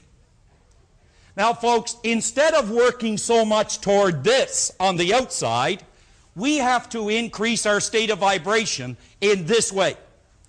The more and more that you think about where you're going and how you're going to get there, and you go out and act on the idea. And you know, that's the difference. People will not act on the thing they want. They seem to entertain themselves by visualizing that they can have it, how nice it would be to get it, but when it comes to acting on it, their vibration, the way they feel about it, tells them they can't have it. So they spend their life dreaming rather than acting. What was it one time said? And all that was left when his living was through were the mountain of things he intended to do tomorrow. Let me ask you this. What habit patterns do you need to get to where you want to go? What habit patterns do you need to get to where you want to go? I believe it was Oscar Wilde who said one time, why is it that you and I were never told that in our brain we hold, in just one single tiny ivory cell, this kingdom called heaven, or this kingdom called hell? In other words, when you impress your idea, you cause these cells to move at a certain rate of vibration. Do you know, when you take an idea and you impregnate it over and over again, you impregnate that idea into one cell. When you impregnate that idea into the cell, that cell is dividing 1 into 2, 2 into 4, 4 into 8, 8 into 16 to 32, 64. And the process goes on at the rate of 50,000 cells per second.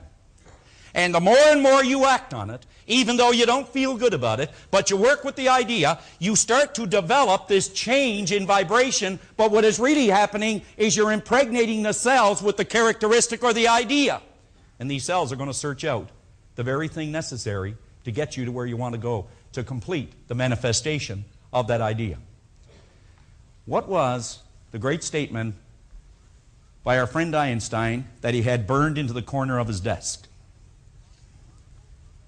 He said it was responsible for every great invention.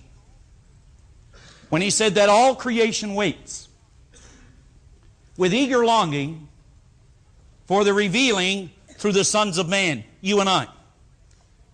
In other words, everything that you want is already here. The best way to do what you're doing, it's already here. It's never been thought of, but it's already here. It's just that it's in, as Bob explained, in another form. What we need to do is we need to constantly think about where we're going, what we want to do, and we start to increase our level of thinking by vibration, and we begin to attract thoughts of a like nature that'll move us in that direction. But you can't sit and wish. There is a difference in wanting a thing and being ready to receive it. And being ready to receive it. So just suppose you know what it is you want, and you ask yourself, what habits do I need to form or develop to bridge the gap from where I now find myself to the point I want to reach? You know, the only difference in steam and ice is the state of vibration of the water or the H2O. Do you know the only difference in where you are versus where you want to go is your state of vibration? Do you know that everything to get you there is already here? And it always has been. There's a gentleman that I have not met. He's in the audience today. And his name is Boris Pico. Listen to this. This man lost or did not have a car or his driver's license, I'm not sure which. But Boris, where are you? Boris, stand up so everybody can see you for a moment. Boris sold in 1 month without a car 28 homes. But listen to this. What is really interesting is he stands up there. Boris is not going to speak, so it's okay. I just want you to see him. I never even met you, Boris. I just was reading this. Without a car, he sold 28 homes in a month. And he said what happened is, just walk down a little bit, Boris, so people can see you a little bit better there. And what happened is, because he didn't have a car, he said, I decided just to go out and knock on doors every day. Now you see, as a result of that, he not only formed the habit, but he changed his entire state of vibration. Consequently, everything that was in harmony with the way Boris thinks, with the way Boris feels, and the way Boris acts, he started to attract that very thing into his life. That very thing into his life. Without a car. Without a car. Why don't we give Boris a hand?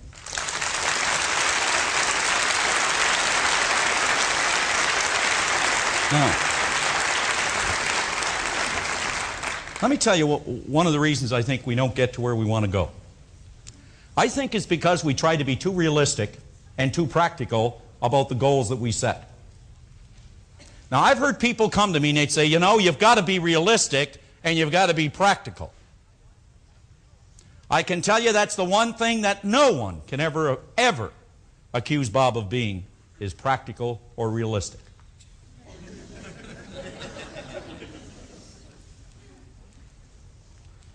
Hans Selye, who was the greatest doctor on stress on this earth, anywhere he'd speak, he would attract some of the greatest minds from all over this earth.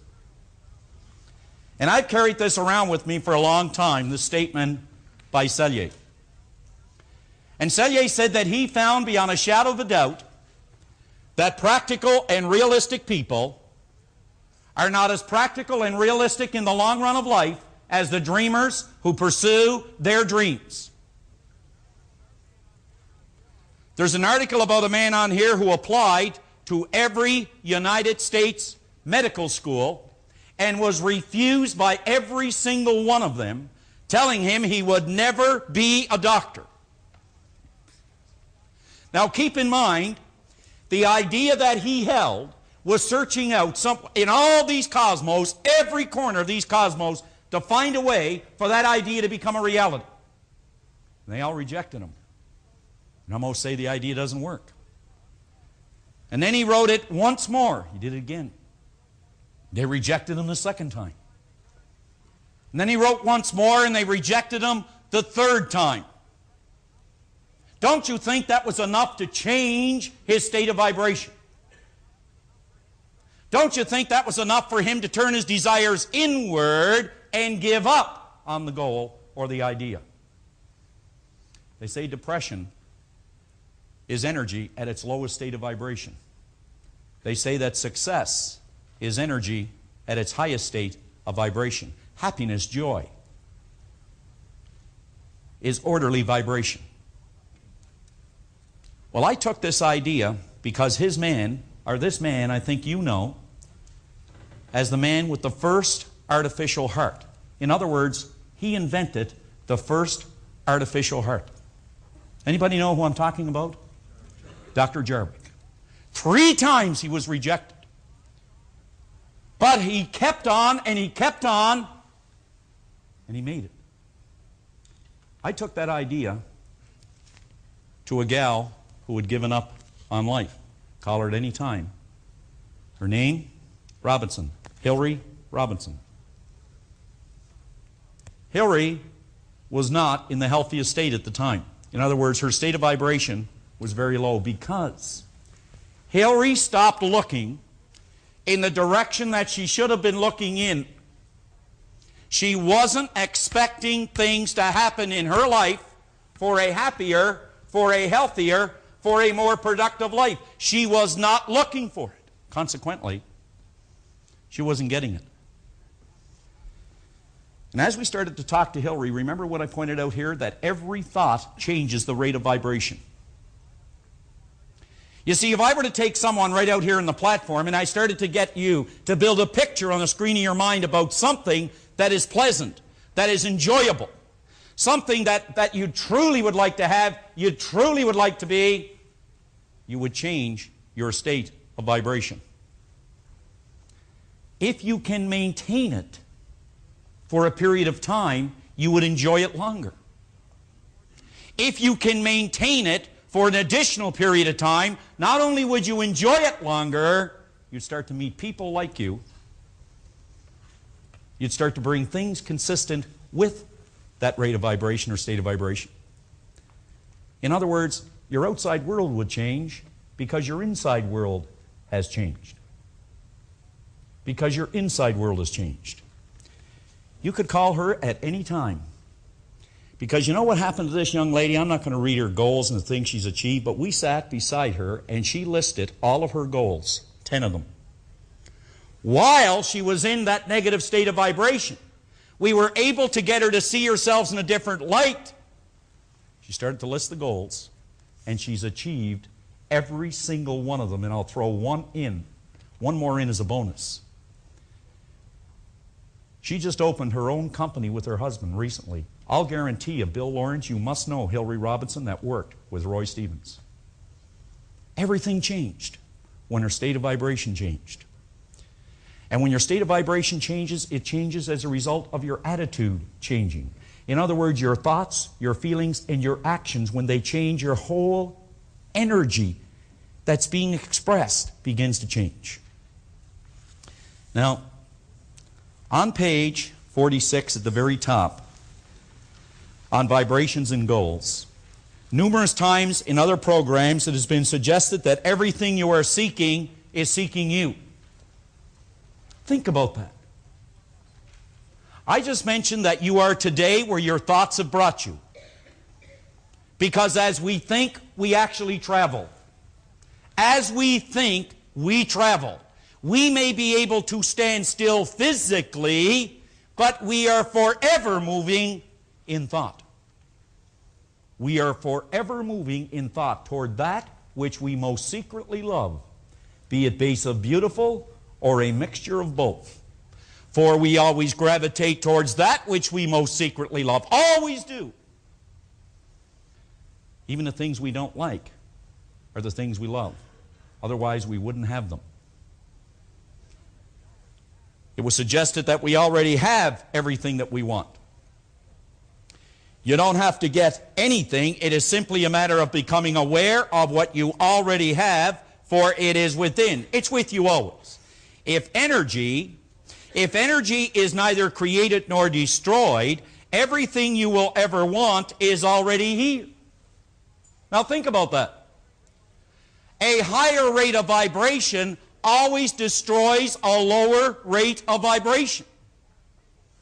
If we have negative things in our life that we don't want, we need only go to a higher order of vibration. Now here are some questions you must answer, because it'll tell you what state of vibration you're in. Suppose I were to ask you, do you hate misery more than you love happiness? Do you hate poverty more than you love prosperity? Do you hate disease more than you love health? Because you see, if you hate these things, you increase the possibility of them becoming yours. The thing you hate is yours. The thing you love is yours. Whatever it is you love, it is yours. If not in the physical world, it definitely is in the mental and spiritual world. Do you hate misery more than you love health? Do you love prosperity more than you hate poverty? More than you hate poverty. Let me go on. It is simply a matter of choosing the thoughts that will put you into harmonious vibration with the good that you desire. What are the thoughts that have put you in harmony with the good that you desire? What does your desire look like? Suppose you were to run a movie through in your mind, with you as the star and you as the director. What would it really look like? Because that's how you get into harmony with the things you desire. The moment you bring your life into harmony with the law, the negative will have taken wings, for the cause will have been removed. Think about it. If you want to remove a negative from your life, what you must do is go to a higher order, And a higher order of vibration always destroys a lower order of vibration, and negative is a lower order of vibration. The secret to receiving on the physical plane the results you desire is covered more adequately in the lesson we went over in expectation. Think about it this way. Do you know in a limited state of understanding, we actually sit down and logically reason that we can only get something, or we can only we can't receive it, or we can't give it until we receive it. We logically try to prove that to ourselves. In a limited state of understanding, we actually try to reason that we must get before we can give. And when Bob goes through the vacuum law of prosperity, believe me, there's going to be some navels pop around this room. Some navels pop around this room.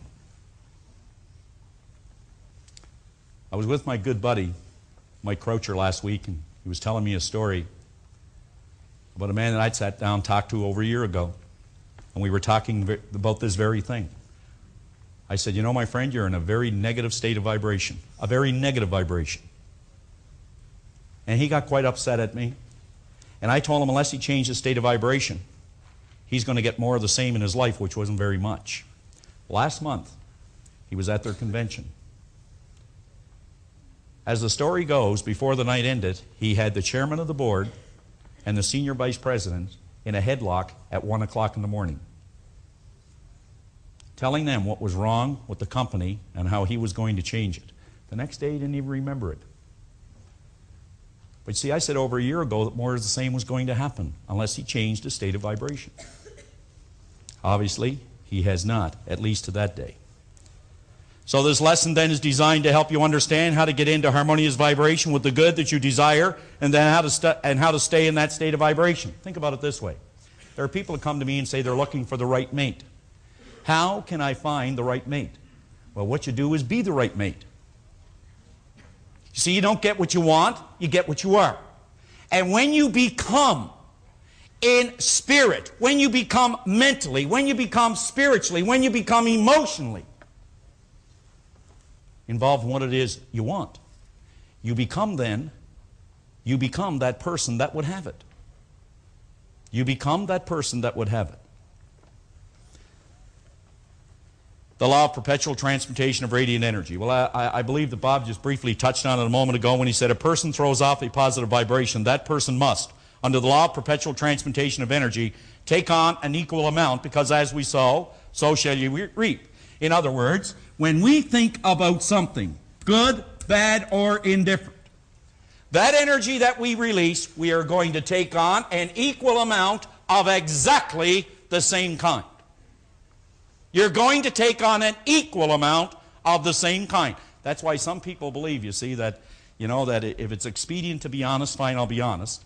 If it's expedient to shade it a bit, fine, I'll shade it a bit. No, you get it all back. You get it all back. It's like they said to the old Indian when he was working with his boomerang. They said, why don't you get a new boomerang? Well, he said, every time I throw this one away, it keeps on coming back.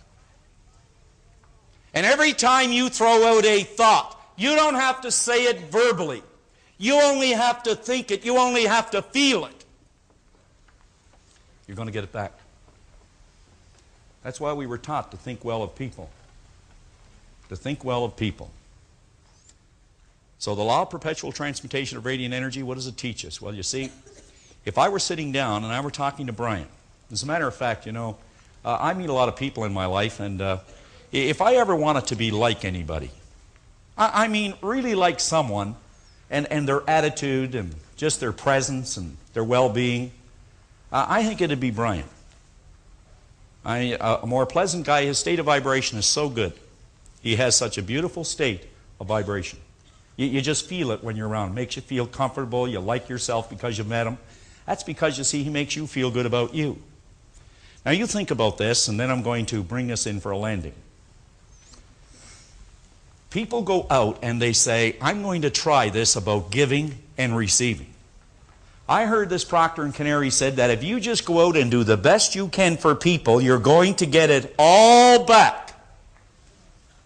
They said it, so it must be. And I've watched people go out like Tammy, and they give their best, and doesn't come back. And then I watch someone else will go out, and they'll give a person the best they've got, and they'll give them all the knowledge, all the information they need, and the person will stroll down to someplace else and buy what it is they want. And you say, that's it, I'll never do that again as long as I live. They were wrong. I'll never go to one of those seminars again, it's all a pile of. Let me ask you something. Have you ever received anything just like that? You never asked for it. You never really expected it. It could have been a sale where someone just walked in and said, I'll take 4 of those. And you go, you'll never believe what a coincidence. Did I ever get lucky today? Someone walked in and bought it all. Has that ever happened to anybody where you made or something happened, you weren't expecting it totally? That ever happened to anybody? Am I the only one? I was going to ask how many people know how to hold up their hands. But now think about this. Your responsibility is just one. Just one. If you can understand that every thought changes your state of vibration, every thought you entertain, that means that the only responsibility we have is to put it out. To put it out. Universal principle, spirit, whatever that which is. The no thing, as Edison called it. It will reciprocate in like kind, but it does not say when or from where or through whom it is coming back. Please understand that. If I give the best I've got to Jim, I may get it back from Brian. Spirit, universal intelligence, it will determine whether I'm getting it back and when and how I'm going to get it back. I'd give anything for a young person to understand that. Because you don't get it back from the person you've given it to doesn't mean you're not getting it back. Your responsibility is to put it out. Universal intelligence will determine how, when, and through whom it is coming back. It is coming back. I'm sure that years ago in 1975 down at the Hyatt when Bob was sitting down with Paul Hutsey, that never in his wildest dreams did he ever think he was going to get back a lot of the things that he was putting out at that time. He just knew he was getting it back, but he didn't know when. But it still is. It still is. So let me ask you this. If you don't like what you're getting back in your life, I'm going to ask you, have you examined lately what you're putting out? And how you examine what you're putting out is you ask yourself, what is my state of vibration? What is it? Well, here's how you tell. What are my thoughts, feelings, and actions toward my personal life? What are my thoughts, feelings, and actions toward my business life? What are my thoughts, feelings, and actions toward my family life? That's how you tell. That's not difficult to do. And that'll tell you what your attitude is, what your state of vibration is, and it'll tell you why you have the things that you actually have. You may want to review that part that John just covered, and most certainly reread page 46, and jot down the notes that come to your mind as you relate the message or the ideas on that page about vibration and goals to your own specific situation. We've given you some suggestions on other goals. We've suggested trips, cars. It may be furs or jewelry. Watch this, and then prepare yourself as we bring this in for a landing on the last cassette. There's some interesting information that I think you'll even find fascinating.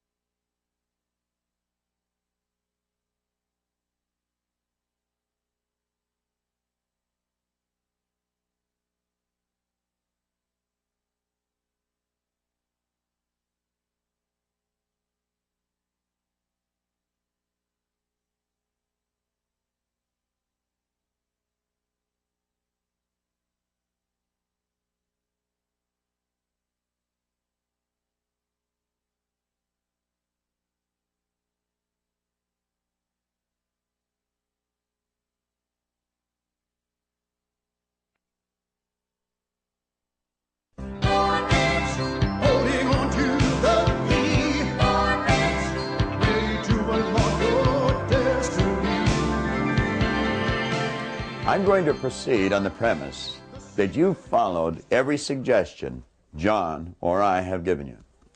You've got involved in every exercise. The goal is firmly established. You've got the picture. And now you're prepared to make your move. Now, this is what we call the moment of truth. This is where you exercise your natural risk-taking ability. We mentioned right at the beginning of this series, when we referred to that beautiful little baby, that baby is a natural-born risk-taker. So are you. So am I. So is everyone. Our problem is we have many shackles that we pick up as we move along the road. Fear holds us back from literally living our dreams. And that's the only kind of life that we want to be involved in. Let's choose to live the way we really want inside. Now, Abraham Maslow's pointed out that you're either going to step forward into growth or you're going to step back into safety. There's no compensation in playing it safe. Pay particular attention to this part of the You Were Born Rich program that has been designed for you. Let yourself get involved in it. Understand that fear is holding us back. Understanding and courage is going to enable us to break through that barrier. Now, you know, everything that we've covered up till this point is going to help you understand this particular lesson. How many of you have set goals in the past and you come right up, but the fear inside stops you and you back away? How many of that happened to? Everyone has experienced that. You know, Abraham Maslow one time said you will either step forward into growth or you'll step back into safety. That safety could be a prison. Is Janet Hall in our audience? Is Janet here? Janet was in a seminar recently, and she gave me a poem. And she said, would you like to have this? And I read it and I said, yeah, I sure would. And this is the first time I've shared it with anybody, but I don't know who wrote it. Janet might have wrote it. She didn't say whether she had or not. But at any rate, I got her name and I marked it on the poem. And I am indebted to her for it because it's so good. In a moment you will be too. Here we're talking about risks. This is incredible. Says to laugh is to risk appearing the fool. To weep is to a risk appearing sentimental. To reach out to others is to risk getting involved. To show your feelings is to risk exposing yourself. To place your ideas, your dreams before the crowd is to risk their loss.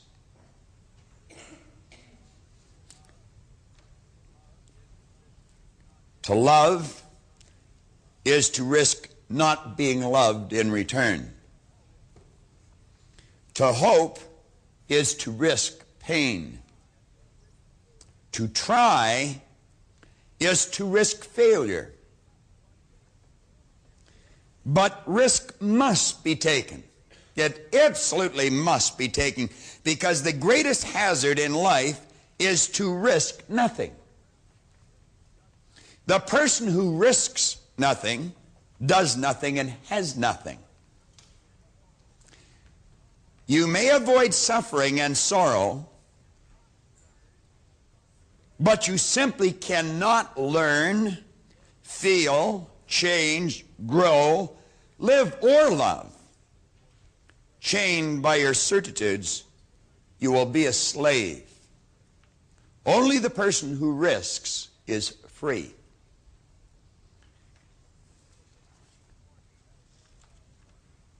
That'll take on even more meaning as I get into this lesson. I have here a letter, a newsletter, that come from a very dear friend of mine. He's a minister in Atlanta, Jay Dishman. And I used to go and listen to Jay every weekend because I liked his ideas. I liked his way of communicating his ideas. He put them in terms that you could take them and you could use them. He said, recently I visited Alcatraz prison. Once it housed the most hardened of criminal. Today it's open for tours under the direction of the United States Parks Department. Many men have tried to escape Alcatraz, but no one is known to have succeeded. As I listened to the tour guide explain the impossibility of escape, I thought of other prisons equally as confining as Alcatraz, but where the doors are never locked, no guards walk the walls, escape is encouraged and in fact possible. And he said that prison is habit. You want to really be consciously aware of what you're doing.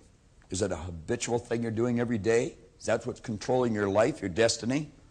Or are you choosing and going in the direction of your dreams? He said our habit of thinking about ourselves and our environment is either a jail or a paradise. We just have to look around us to see people who are rich emotionally and materially because they think and feel rich. We also see people who are laden with emotional and material debt because they think lack. Some are inspired with vision. Others, unfortunately, are encumbered by doubt. Some are moved by ambition. Others are paralyzed by fear. Some feel free to change. Others feel safer in monotony. Some reach for the mountaintops. Others huddle in the pits. Some seek opportunity. Others just wait for it to knock. The sad fact is that more people are confined by their thoughts than are freed by them. Negative thinking shuts us in a prison. But there is a way out. Jay goes on to say, the Apostle Paul said, be transformed by the renewal of your mind. Paul knew a lot about prisons, both physical and mental. He emphasized the mental prison by knowing we get exactly what we set ourselves up to experience. And that's exactly what John was talking about a moment ago. Now, before I get into the real important part of this letter, or of this particular lesson, I want to go back and touch on something that we covered a moment ago, but I didn't go into it too deeply. Now, let's stop and think. Here's your mind.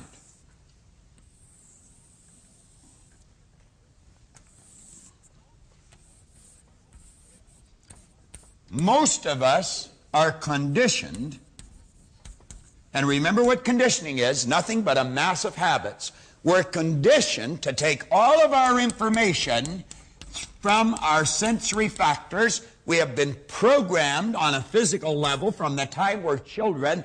Look at me, listen to this. Don't you see that? And that's how we're trained and conditioned to learn. So it's natural that we should let our material, our physical, or our results control our thinking. Now we know there are two polarities. I pointed out on this side is ignorance, and its polar opposite is knowledge. Now, an ignorant person does not understand that they can operate with their intellectual factors, they can choose the picture and get emotionally involved, and they can see the results come about in their life. They don't understand that they're letting their results control their thinking. So they set a goal, but then they look for the signals that it's going to happen. Where they start to look at the empty bank account, the wealth, it's no good. It's not there. We don't know if we're going to have enough money to keep going. And what we do at that point, we forget our goal and we start to worry. And then we doubt ourselves, and it's a negative experience. It's a psychic disease. That worry instantly and automatically turns into an emotional state called fear. Now keep in mind, you're working with the central nervous system. It is the most incredible electrical system in the universe. This can happen in less than a millisecond, and there's 1,000 of them in a second. That energy that we call fear, that negative energy must be expressed through the only medium it can be expressed through, and that's this thing that you live in, your physical body. And it expresses itself in a negative vibration that's more commonly known as anxiety. I had someone talk to me here just about an hour ago about anxiety. That's the cause of anxiety. Worry isn't the cause. Fear is not the cause. Ignorance is the cause. Not knowing. Most of us are afraid to admit our ignorance. We're all ignorant. I admit my ignorance freely when it come to doing some plumbing yesterday morning at about 4:45 or something like that. I admit my ignorance when it comes to tuning up a car. I'm absolutely useless. In fact, I'm ignorant in most areas. I just know how to do what I'm doing. But I don't even want to learn how to do anything else. You do this well enough, you can hire somebody to do everything else. You know. Develop your strengths, manage your weaknesses. How do we eliminate ignorance? It's very basic and very simple. We study. We study and we develop understanding. And the understanding tells us, quit let your outside world, don't let your outside world, don't let previous or present results control your thinking. Visualize what you want, get emotionally involved with it. The understanding leads to faith, and the faith manifests on the physical plane as health or well-being. You can literally transform the state of health that your body's in. I've seen people that close to death's door change it. I've watched people who are in terrible state literally change their life. I keep telling people how much I've changed, and I know that some of you, if you just hear for the first time, you never knew me before, you'd say, wow, he's saying that's good copy for the seminary. Had you go talk to my mother. I got to the point where she was the only one that had even any hope that I'd ever wake up. I was like the principal that had 2 good reasons to go to school at 40. I mean, I was 26 and I still didn't know. John was exactly the same. Just an absolute mess. Beautiful person, but he didn't know it. I was, but I didn't know it. I want to take just a moment to introduce John's parents, because they're here today. They're sitting right over here. They're very good friends of mine. Why don't you stand up for a minute, Mr. and Miss Canary? Let's give them a real good hand, all right?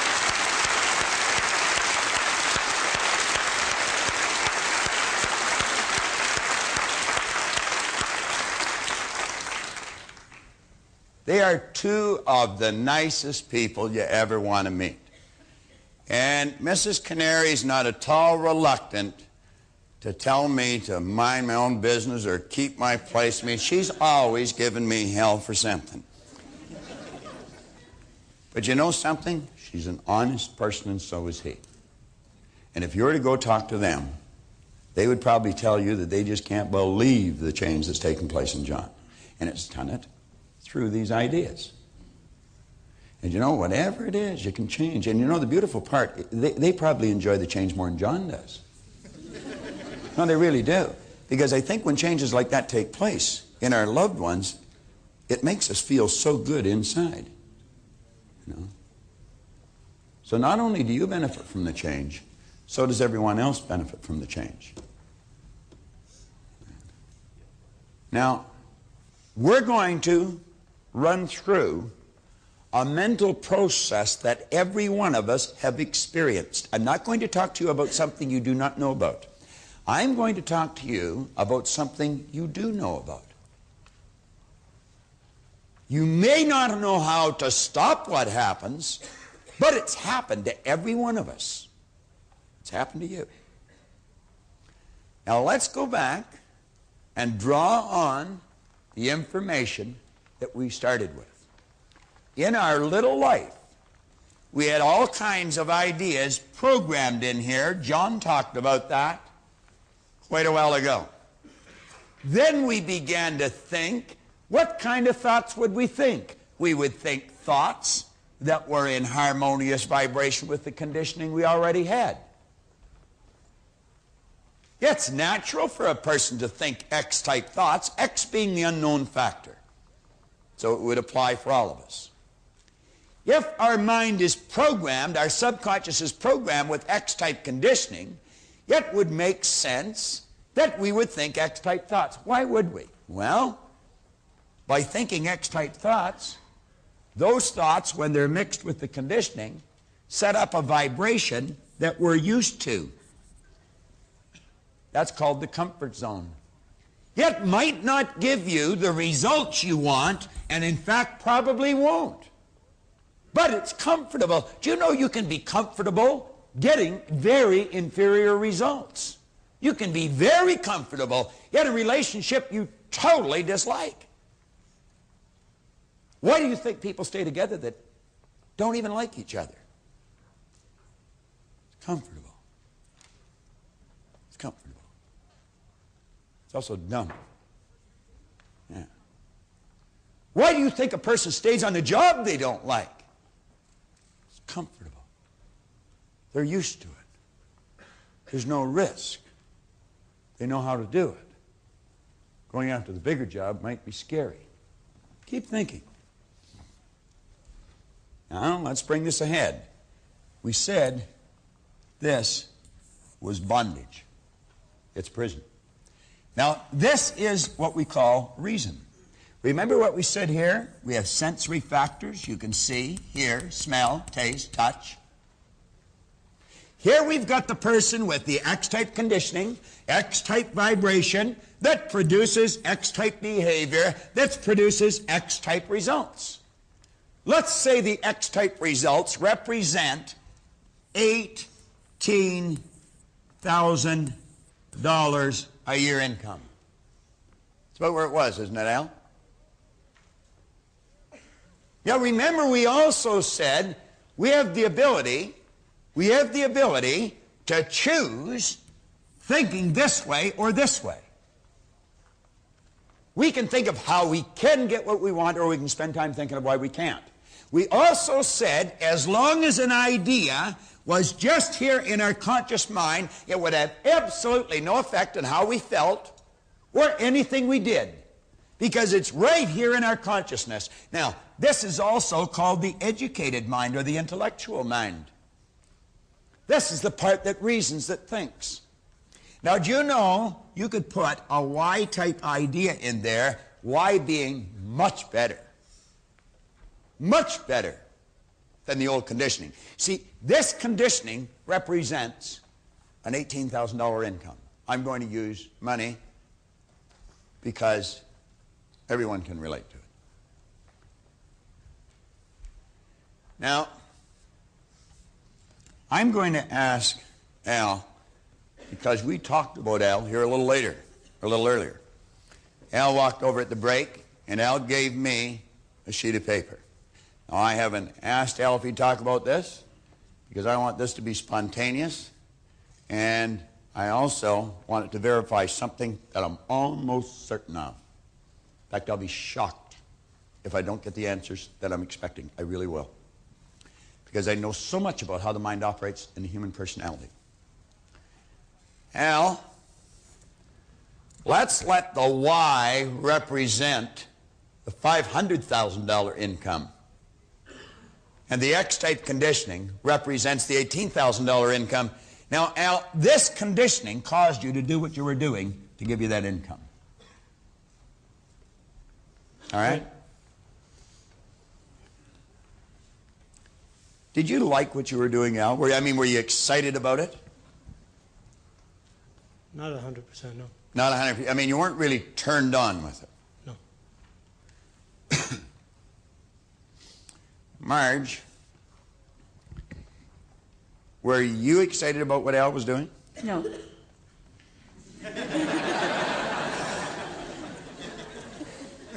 Al had an escort service.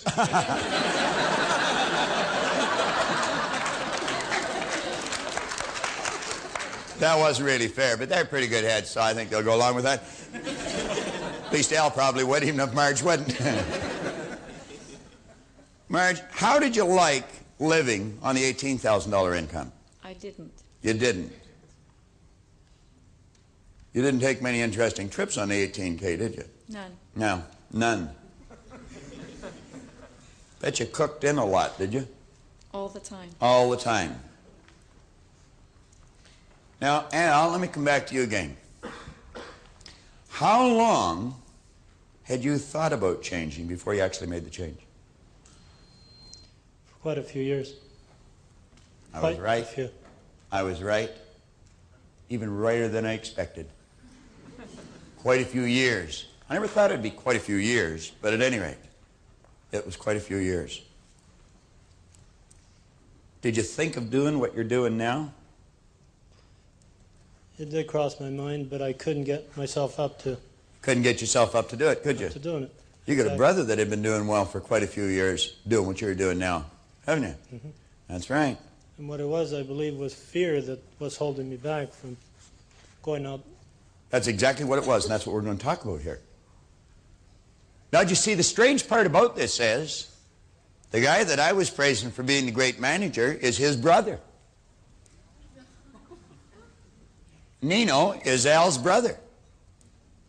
Now, I have known Nino for 8 years. Nino was in the first seminar I did when we moved from Atlanta to Toronto. And it was an odd situation. It was his birthday, and his wife made him go. But he's told me on many occasions that he's not sorry he went. Wouldn't be very nice of him to tell me anything else at this point, would it? All right. Now, I know what Nino's done. Nino is a risk taker, no question about it. You both have the same mother and father, Al? You both do. Absolutely. So you see, we often say a baby is a born risk taker. Here's two people from the same parents. One's out there taking the risk, making the dough, doing the big deals. The other's doing something they're not really excited about on $18,000 a year. Wife has to cook in all the time, doesn't go out. Didn't like what he was doing, wasn't excited about it. He's thinking about doing what his brother's doing for years, but he doesn't do it. Is that uncommon? That is not uncommon at all. Not uncommon at all. You've probably experienced that in your family. I see it happening every day. Now, if we could keep focusing on this, the Y-type idea represents what you're doing now. And every time you thought about it, you probably thought about the compensation that it would give you. Is that correct? Exactly. You never dreamed it would be $500,000 a year, though. Never did, no. Never. Have you any idea how many years it would take you to earn $500,000 at 18K? Several. And your hair wouldn't be black and curly, my friend. It would be long and gray. Now, if you had any left. But you see, it's generally much better than you ever even think it will be. Now, I want you to keep thinking about Al's situation. Al is a real estate agent. And we've already found out that there's only 13 out of 20,000 that are doing a job that may be a little superior to his. So you could say Al is one of the best in the world at what he does. But he had to think about doing it for years. Now, when he was thinking about it, he probably thought about the nice cars, the nice trips. And I was looking at Marge. I was just about blinded by the ring on her finger. I mean, I don't think you got that on 18K. You'd had a couple of years' wages for low in there. Now, let's come back again and focus here. Here's Al, X-type energy, X-type vibration, X-type behavior, X-type results, and he gets to the point where he's thinking, I think I'm going to do that, but before you can act on a Y-type idea, it must go through that part of your personality. You'll never act on an idea without passing it through here. It is the power that doeth the work. Remember that? John brought that out in the last lesson. And every time he went to impress that idea, the Y-type idea on the X-type energy, do you know what that did? That instantly and automatically affected his entire nervous system. It set up a chaotic vibration. We'll call it a foreign vibration. It's an X-Y-type vibration, mental conflicts, and instantly and automatically doubt, fear, and anxiety just zoomed through his system. And it happened so fast, he didn't even know what was happening. When that feeling took over, he did not know how to control it, so he did what Maslow said. He stepped back into safety. Then he started to reason with it. Who needs the big cars anyway? Damn things just cost too much money. What's Marge need that big ring for? A little band of gold is all she ever really needed. Those prices in those rich restaurants are ridiculous anyway. Lights go down, the price goes up.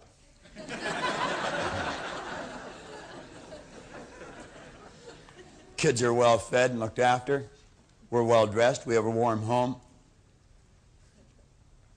Besides, Nino loses every now and then, too.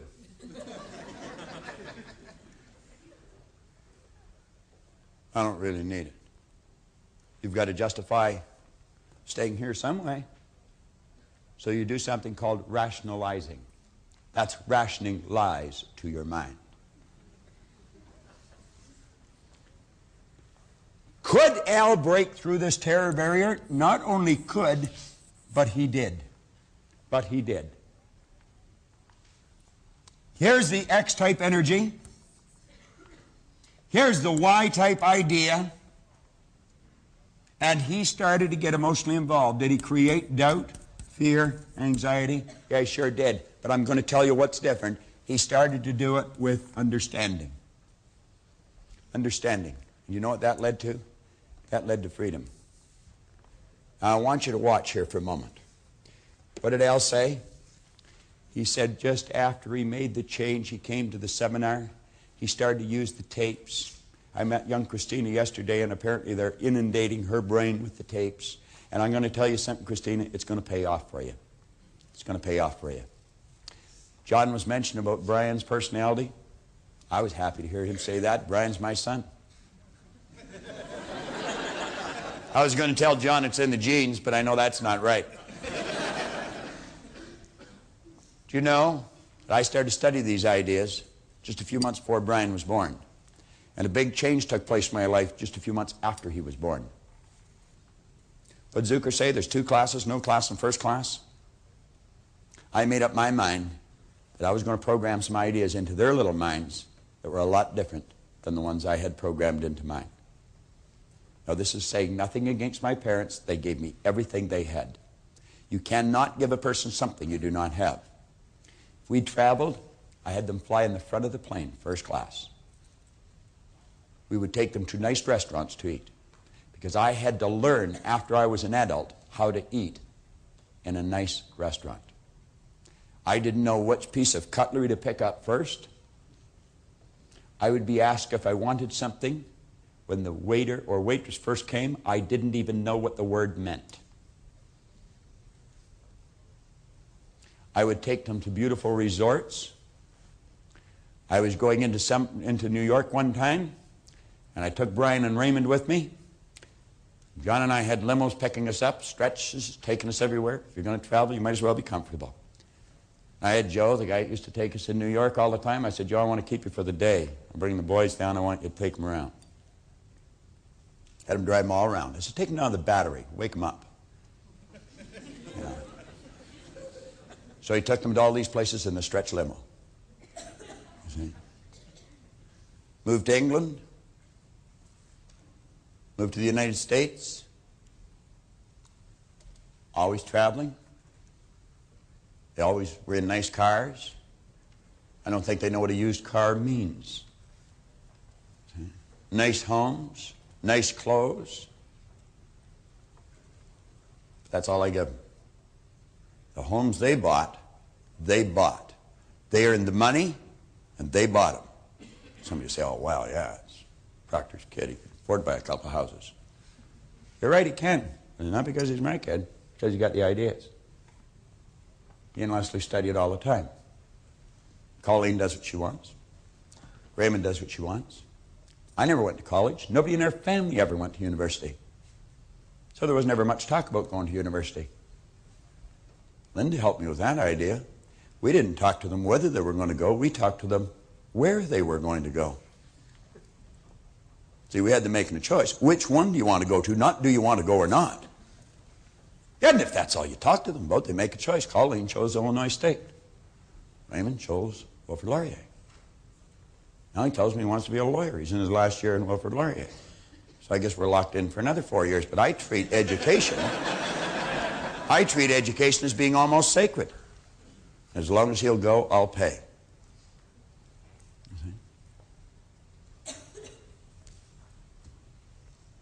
Al didn't have the benefit of that kind of teaching, and neither did I.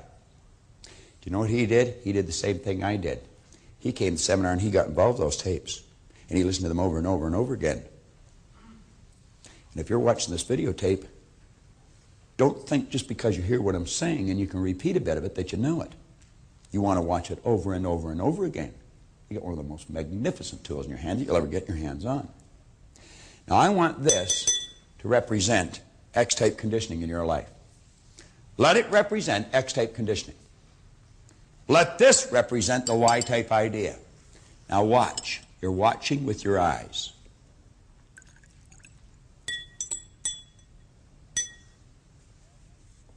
You don't see any change, do you, Reen? Al, do you see any change? No, I don't. You don't see any change. But your understanding tells you that it's not as dark as it was before I put the clear water in. Doesn't it? You see, as you impress the bigger idea, the old conditioning becomes weaker. And as we keep doing it, it becomes weaker. And it becomes weaker. And it becomes weaker. But you see, our eyes deceive us. We can't see any difference. But every time we watch the video, every time we turn on the set, every time we review the paragraph with the tape, every time we watch this idea being explained, the old conditioning becomes weaker and weaker and weaker. And if we will keep impressing it, even although it appears that everything outside is remaining the same, our inner eye of understanding tells us it's not the same, that it is becoming weaker. Now I want you to think, even although you experience some doubt and fear and anxiety, you understand what's causing that. It's the change that's taking place in the mind. That's what Paul talked about, the renewal of the mind. Now, Thoreau one time said something that is so rich with truth. He said, if you will endeavor to live the life you have imagined. That's the new idea, the why idea. He said, any person who advances confidently, and you've got to do it with confidence, and that comes with understanding. Any person who will advance confidently in the direction of their dream and endeavor to live the life they imagined, they will meet with success unexpected in common hours. Now watch this, because one day you're going to wake up and everything will have changed. Just like that. And your life will never be the same again. That's the way it works. That's called awakening. And that's what Al's life looks like now, isn't it, Al? Absolutely. How did John start out? Talking about Lee. He said, I couldn't give you what I've got because you got too much of what you got. But if you work with it just a little bit at a time, I guarantee you'll bust through that terror barrier that we have written there on page 49, and you will experience the freedom that, I might add, you were born into. Have you ever wondered why you're attracted to the baby? It doesn't matter the race, the religion, the creed, the culture. None of those things matter. If a mother or father standing in front of you in the shopping line, you've got the strongest urge to reach out and touch that baby. Sometimes you'll want to hold it and just kiss it. You will. Sometimes you cannot contain yourself, even though you don't know the people. You'll look hesitantly at the parent just so you can touch the little baby's hand and let it hold your little finger. Why do you think that is? Why do you think there's such a strong magnetic pull?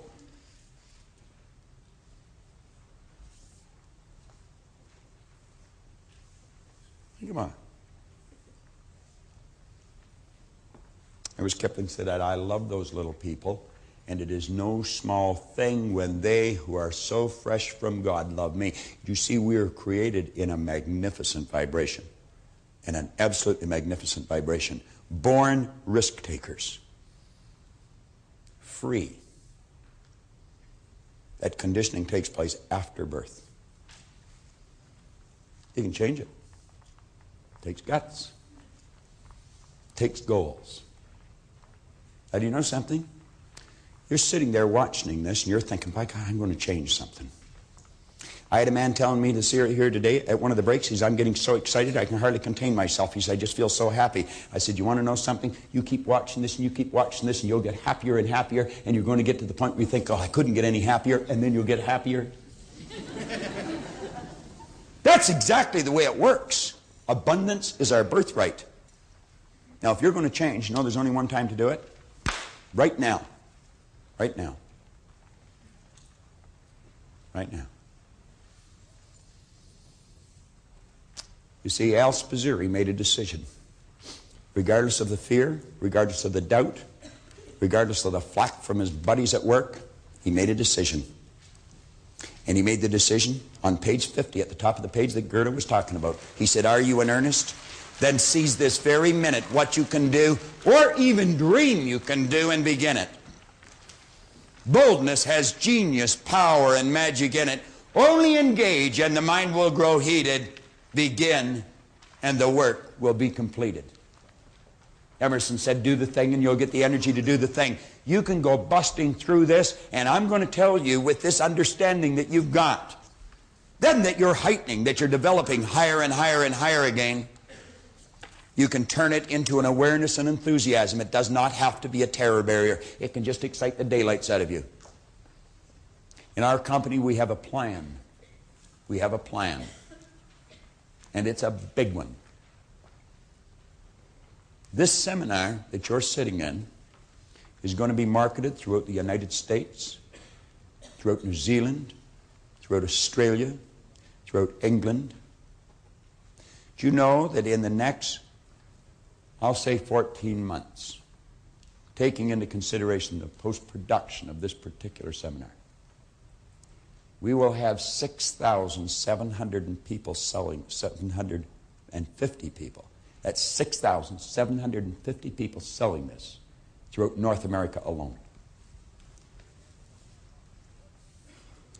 We have added approximately 70 people in Canada since March.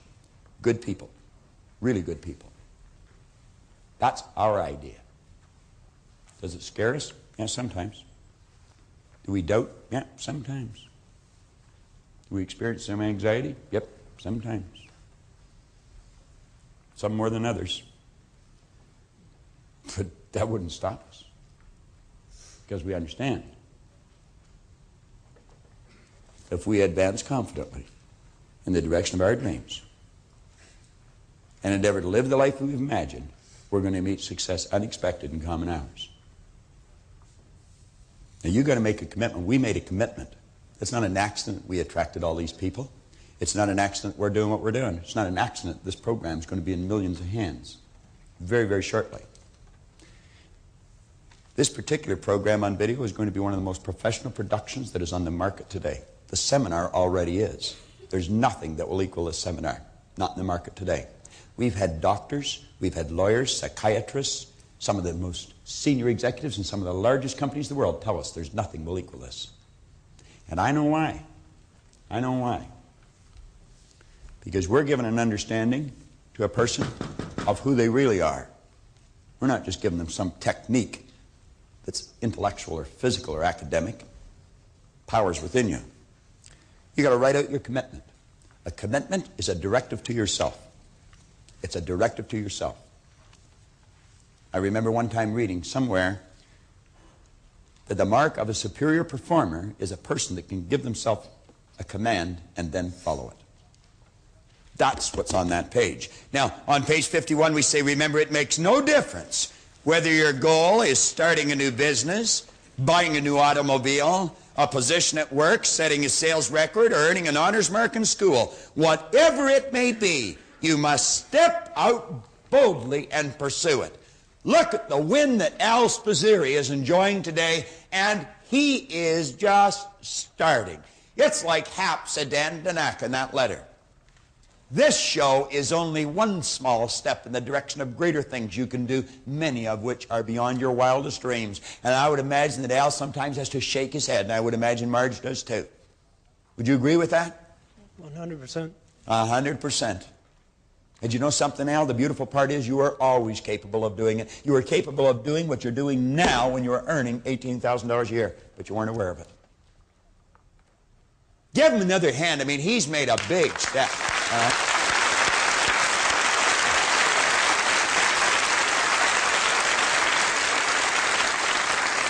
What did we say right at the start of the lesson? Motivation and education leads to wise decisions and intelligent action, and enables us to enjoy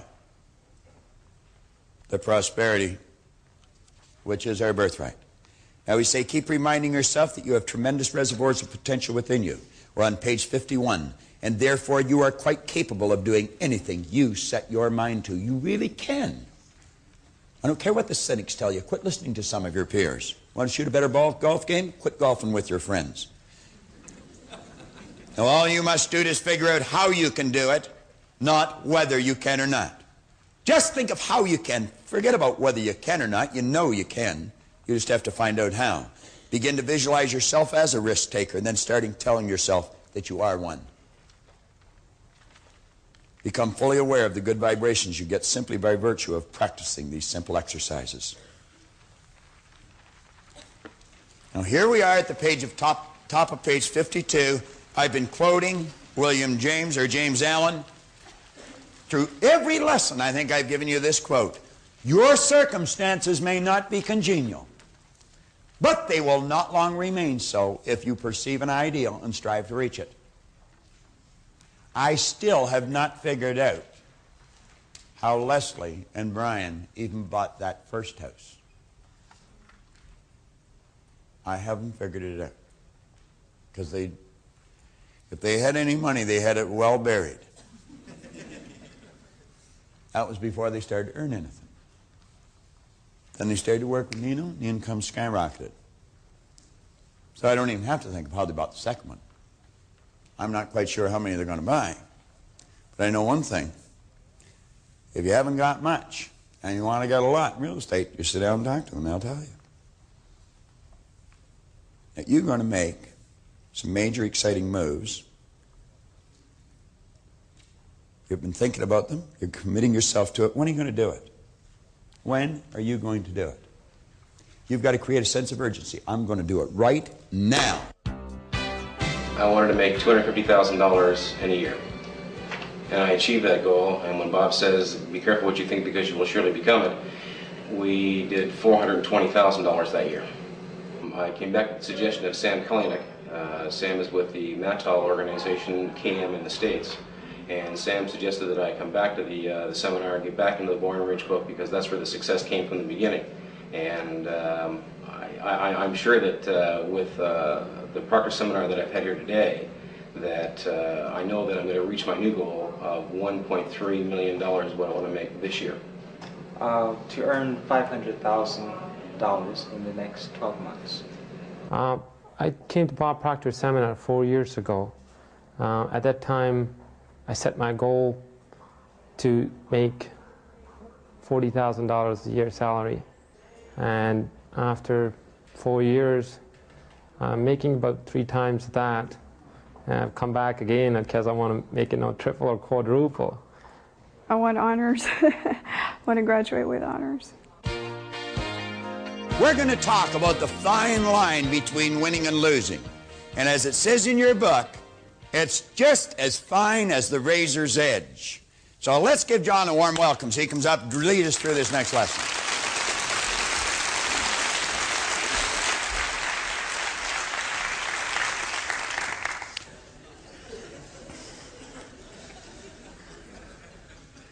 Turn over to the razor's edge on 53 at the top. You see the razor's edge. How many people had the opportunity to see the razor's edge? There was 2 movies, the old one, then the new one. I believe Don Murray played the part in the recent movie. Bill Murray, thank you very much. You know, it's interesting in that particular movie, it's pretty well the story of someone trying to find the meaning to life, the meaning of success. And he ended up in the Himalayas there talking to some great guru. And as he got way up in the mountains there, he met Shirley MacLaine on the way, had a conversation, and he went on, continued on. And, you know, as he met this here great master, he asked him, you know, what is the secret to life? Well, what is this thing all about? What is the difference in winning and losing, and success and failure? And I'll never forget, you know, the analogy went something like this.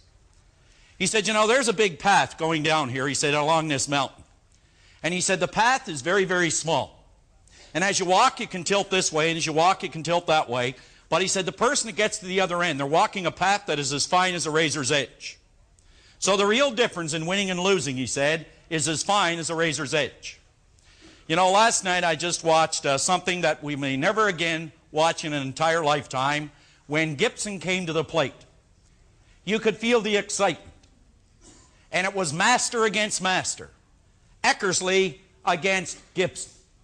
Now, you know what's most interesting about Gibson coming to the plate?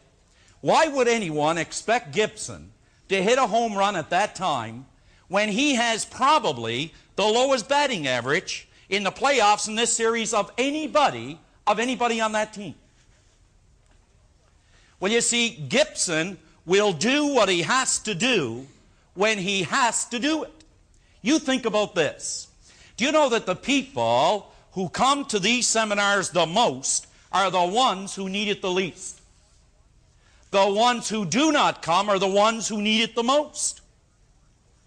Now, the real razor's edge difference works this way for you and for me. Many, many years ago, there's a great story told about a guy named Charles Schwab, who was the president of Bethlehem Steel and eventually put together the package called U.S. Steel. And he was approached by a guy named Ivy Lee. Ivy Lee walked in and he said, Mr. Schwab, I believe that we have an idea that could dramatically increase your business, he said, beyond where it is. And the most interesting thing about that is that when Schwab said to him, well, we already know what it is we should be doing, but if you can show us a better way of getting it done, we'll listen to you and pay you anything within reason. Well, Ivy Lee took out a sheet of paper and he started to write on it. And he said, now I want you to get out a sheet of paper. Now he said, what I'd like you to do, Mr. Schwab, is write down the 6 most important things you have to do tomorrow. Schwab did as requested. Now he said, first thing tomorrow morning, I want you to take out that list. And he said, you'll have them numbered in priorities. Priority A, B, C, D, E, F, G, or 1, 2, 3, 4, 5, 6. Now he said, I want you to work on number 1. And don't go to number 2 until you complete number 1. He said, then you try the idea, put it to work for 60 days, send me a check for whatever you think the idea is worth.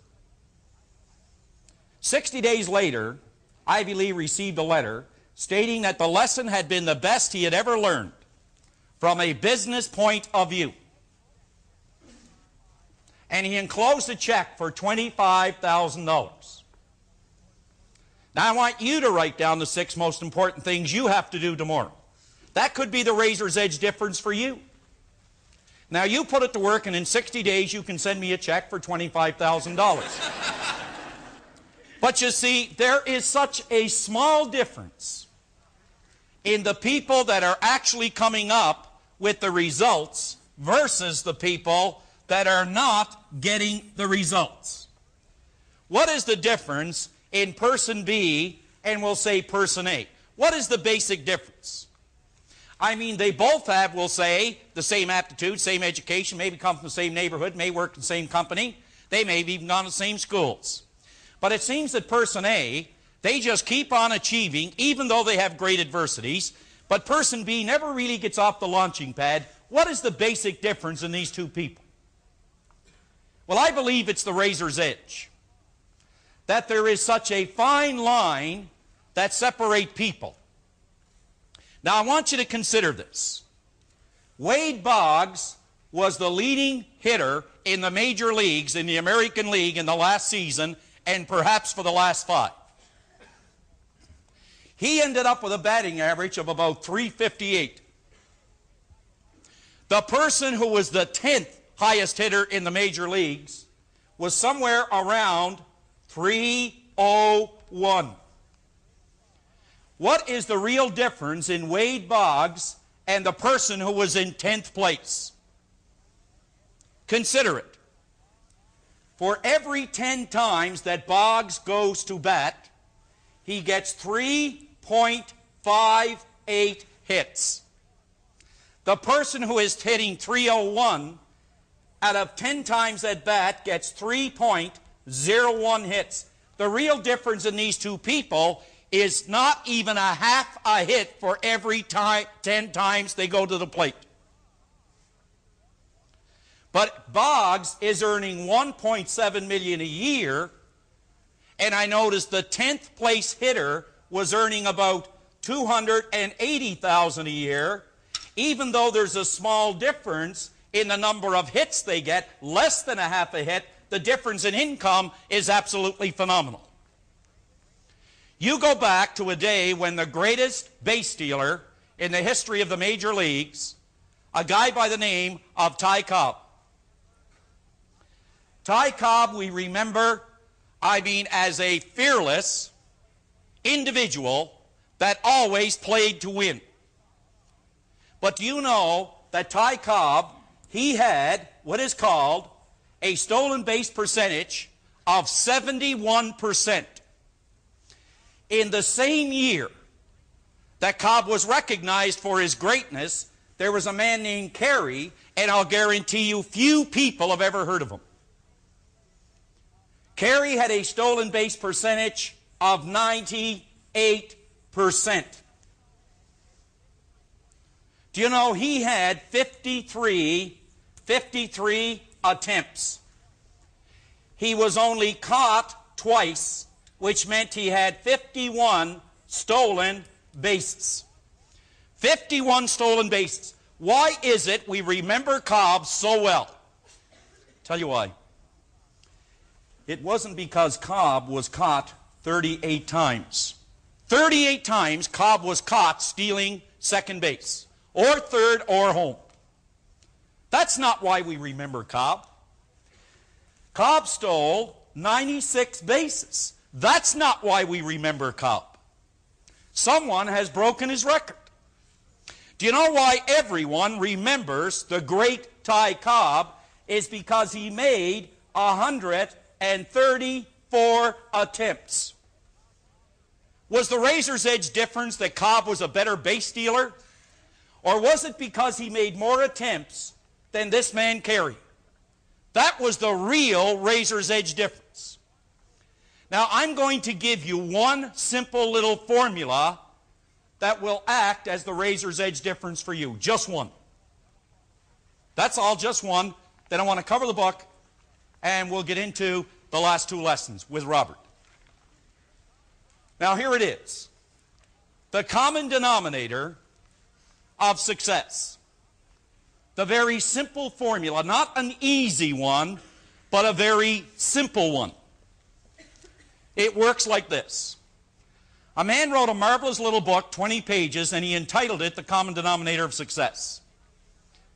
And he said the common denominator of success in his business, your business, my business, any business, is in forming the habit of doing things that failures don't like to do. Now think about this.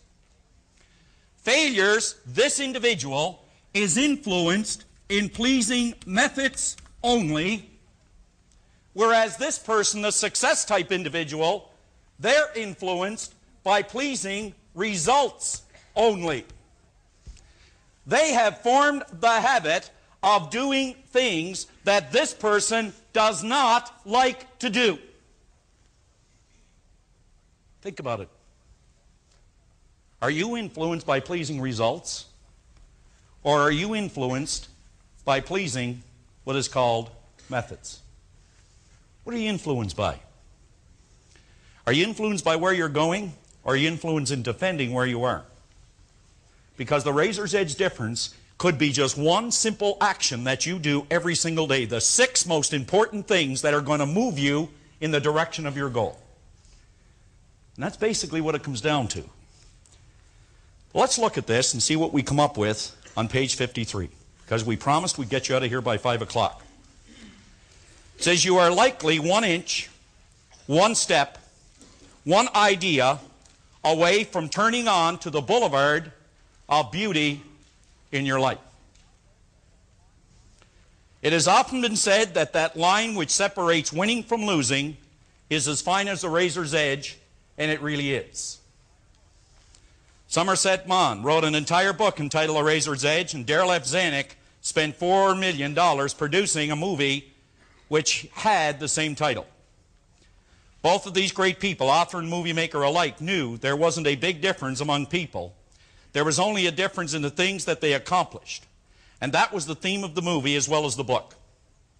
One person just about starts a project. Well, are you one that just about starts it? Or are you the person that actually gets it started and completes it?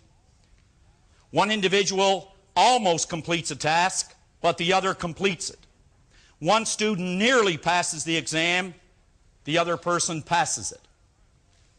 And although the difference in their marks may be only 1 percentage point out of 100, it is that 1 percentage point that makes all the difference in the world.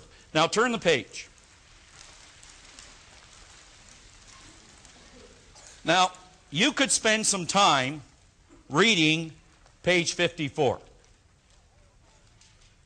But you see, the whole idea is not in what you read on 54, not what you read in Born Rich, not what you listen to from the tape in Born Rich. The difference is whether or not you are prepared to write out a list of actions that are razor edge activities and then make a commitment to do them. Remember yesterday I mentioned the word excellence?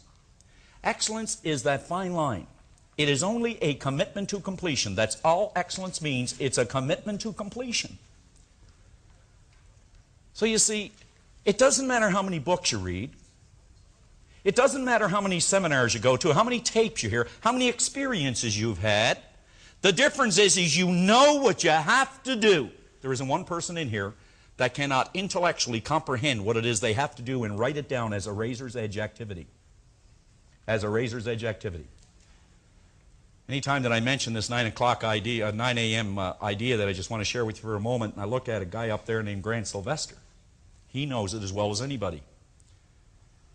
But I can remember when earlier on, about 18 years ago, Bob would talk about the 9 a.m. call. In other words, about being in front of people at 9 a.m. every day.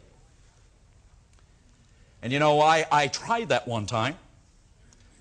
And they say that trying is failure with honor. But I didn't try it. I made a commitment it was going to work. There's a big difference. And you know, I couldn't begin to tell you some of the rewards that I've enjoyed from that razor's edge activity just by getting started maybe an hour early. Do you know that if you start something an hour early, or if you work an hour later, do you know that's 9 40-hour weeks that you enjoy each additional year? Just 1 more hour is a razor's edge activity that'll give you 9 40-hour weeks of productivity in your life, no matter what area of your life you're talking about. When are you going to do something about it? When are you going to sit down, take this page, page 55, and actually list some things that you are definitely going to do, which are relatively simple things, and again, they're not easy. Anybody that ever tells us something is easy, they say that because they don't do it. There isn't anything that's easy. You know, it's interesting how last night you look on the dugout and they're talking about where is Kurt Gibson. Obviously, he's not dressed tonight. A number of years ago in Michigan, Kurt Gibson was having problems hitting left-handed pitchers because he's a left-handed hitter. And he was having such a hard time that he actually went and he took a course on visualization because it was affecting how he hit right-handed pitchers. Let me tell you what happened. Not only did he start hammering right-handed and left-handed pitchers, but last night what you experienced was a man who made a decision and who made a commitment to completion. He come out there in 2 gimpy legs in pain. He had a hard time running around the bases. But did you notice that in pain he was in joy? Did you notice in pain he was in happiness? Did you notice in pain he was in victory? Did you notice in pain that he was a winner? He knows the difference as far as the razor's edge is concerned. I don't know if he knows how to verbalize it, but I can tell you this. He knows how to act on it. He knows how to act on it. He could have said, Tommy, I don't feel good enough to go. Tommy, I don't think I can make it. Tommy, you should use someone else. No, he said, Tommy, I'm available when you need me. When the reporters asked him, why would you even think of playing with such pain and such injuries? He looked at the reporter and he said, have you ever played baseball?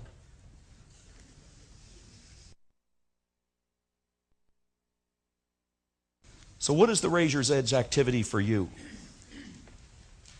On page 56, just to complete this,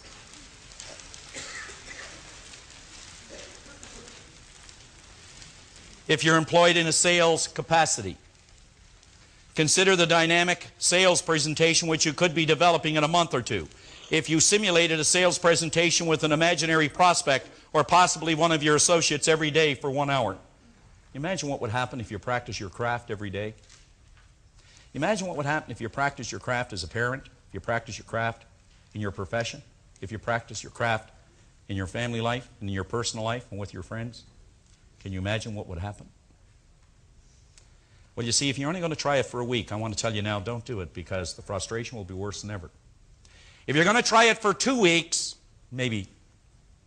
But if you want it to really work, I'll tell you this. You give the next 90 days of your life, the next 90 days of your life, the very best you've got, and I'll guarantee you one thing. Life will give you everything you want for the rest of your life. 90 days. I could go through this, and at the bottom, it's asking you to make a commitment. I'm going to suggest that sometime this week, and you know, tomorrow you're going to be very tired. But I'm going to suggest tomorrow, just give some thought to what we were covering today in the razor's edge, because the difference is action, the difference is activity, the difference is doing. The difference is really doing. And then you make a commitment on what you're going to do with this page. And don't allow others, don't allow events to control your activity. Don't allow that. I kind of like, you know, the guy who was walking back and forth in front of the bed on a Sunday night, and his wife said, are you ever going to come to bed? It's midnight. He said, I can't. So why not? He said, I'm having a problem. He said, the mortgage is due tomorrow, and we have no money in the bank. She said, isn't that so-and-so down the street where our bank manager lives? Isn't that the bank we deal with? Isn't he the manager? He said, that's right. Went over, she picked up the phone, she called him. She had a few words and hung up the phone. She said, now, will you get into bed? He said, what did you do? He said, I just called the bank manager and let him know that you can't make the mortgage payment tomorrow. He'll be up all night worrying about it. You get to bed.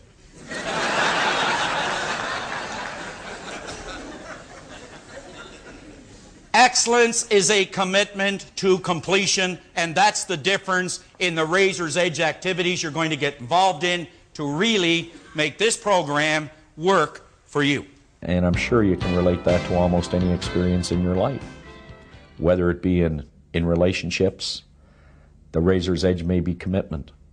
Whether it be in selling, the razor's edge may be one more call. Whether it be in just your family life, the razor's edge might be just turning off the television for maybe 1/2 hour each day. For me, in doing the seminars and the things that I've been able to accomplish through the seminars, the razor's edge for me has been persistence. In other words, when I was in doubt, I went to work. When I was in doubt, I went forward. When I wanted to quit, I took one more step ahead. So the razor's edge is always perhaps a decision, and I think that this is probably very, very significant to anyone that we may be sharing with today. But I know that we don't have as many problems as we have decisions to make. And quite often that problem mushrooms only because of the lack of decision. So the razor's edge for a lot of people could be to make a decision even though they don't have a complete set of facts to operate with. Make a decision, and usually by making that decision, the next decision will be revealed to you. Now on page 55, there's a space there for you to jot down 6, 7, 8 little things that'll make a big difference. I'm not suggesting that you use them all, but at least recognize a half a dozen and then implement them. Remember, right at the beginning of the book, we point out that reading and memorizing isn't going to do you any good. It's understanding and application that's really going to make the difference. So before you proceed any further, make sure that page 55 is complete with your razor edge activities. Let's have just that one more dimension of energy to bring this in for a landing.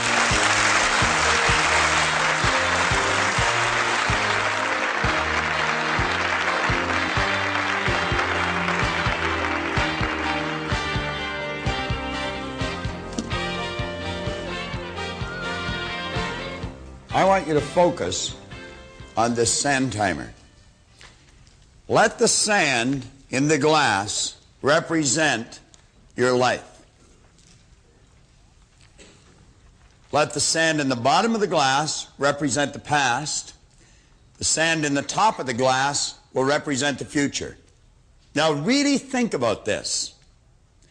The sand in the bottom of the glass represents the past. Everything that has happened right up to this moment in your life has been absolutely essential to make you the person you are, to prepare you to do whatever it is you're going to do. I'm of the opinion that we never really know what we're preparing ourselves for. But if we're using the right ideas, we can be absolutely certain it's something great. The sand in the top of the glass represents the future. There's absolutely no way that any of us can tell how much sand there is in the top of our glass. You know, I remember my grandmother when I was just a little boy, because she pretty well raised me, she and my mother. But my mother worked all day, and Grandma was the one that was home when we were small. And Grandma came to live with us a year before I was born. My grandfather had passed away a year before I was born. So when I arrived on the scene, Grandma was already there. She would probably have been around 60 at that time. So in my mind, she was a very old lady. Now, I've since changed my attitude about that, but at that time, Grandma was way up there. And you know, every day of my life that Grandma spent with us, I think I heard her say, "I'll soon be gone, dear, I'll soon be gone." Well, you know, it got to a point we thought Grandma was never going to go. Now, we didn't want her to, of course. She was a dear soul. She really was. But Grandma kept saying, "I'll soon be gone." She was 94 when she left. 94. And from the time she was 60 until she was 94, she was saying, "I'll soon be gone." Now, around the same time, I had a young friend of mine, Bob Yates. Bob and I went everywhere. We did everything together. We were, as the saying goes, as thick as thieves. And Bob was 2 or 3 months older than I was, I guess. He got his driver's license 2 or 3 months ahead of me. And I remember Bob had this sort of a panel truck. It was like a sedan delivery. Today, I suppose we would call them vans. But it was on July the 9th, 1951, Bob was coming in the Kingston Road Highway, the highway you would travel on if you were coming from Montreal into Toronto, Canada. And there's one area that some of you would be familiar with where you can either go along onto Danforth or cut down onto Kingston Road. And Bob was cutting on down to Kingston Road, and it was necessary to go under a concrete overpass. And as Bob come down there, wham, just like that, he hit that concrete overpass, and like that, Bob ran out of sand. 16. Now that was a terrible impact in my life. I'll never forget it.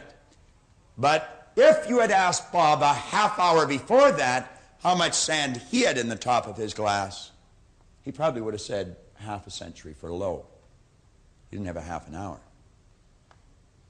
Now, I choose to believe that we all hope that we're going to go to bed tonight. And we're going to get up tomorrow morning, we're going to go to bed tomorrow night. But none of us know with absolute certainty whether that's going to happen or not. I remember the first speaker I ever heard was Charlie Cullen. And Charlie's lights went out doing what I'm doing right now. Right on stage. I suppose when Charlie went on to make the speech that he went on to make, he probably thought he had lots of sand left, but he didn't. And every one of us can tell a story like this. Probably tell a number of them. See, the point is, you don't know how much future you've got. What's gone is gone. There's absolutely nothing you can do about it. Some of you have had divorces. Some of you have probably had bankruptcies. Some of you have had terrible things happen in the past. But what's gone is gone. It's in the past. And to spend your time focusing on the past is to spend the only thing that you've got, and that's what's right here, right now, because the sand never stops running.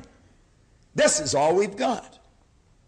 And to spend your time now thinking of what happened there is making absolute certain that the future is going to be the same as the past. Now, I don't suppose many of us spend a lot of time thinking about that, but a lot of us spend a lot of time making that error. That's an excellent symbol. All you got is now. We're saying here, don't think in reverse. There's a great poem here, Forgive. I remember years and years ago, I suffered with headaches, terrible headaches. I got to the point where I was taking Bufferin for the headaches. Then I got to the point where I was taking Sinutab with codeine for headaches. There was 16 in the bottle, and I got to the point where I was taking 2 bottles a day.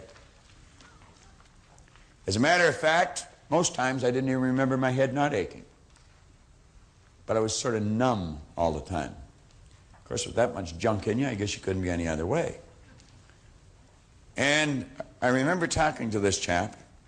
I was in the Hotel Vancouver, and I was picking up 2 heavy briefcases or suitcases, and I was in a real rush to get to the airport. He said, "What's the matter with you?"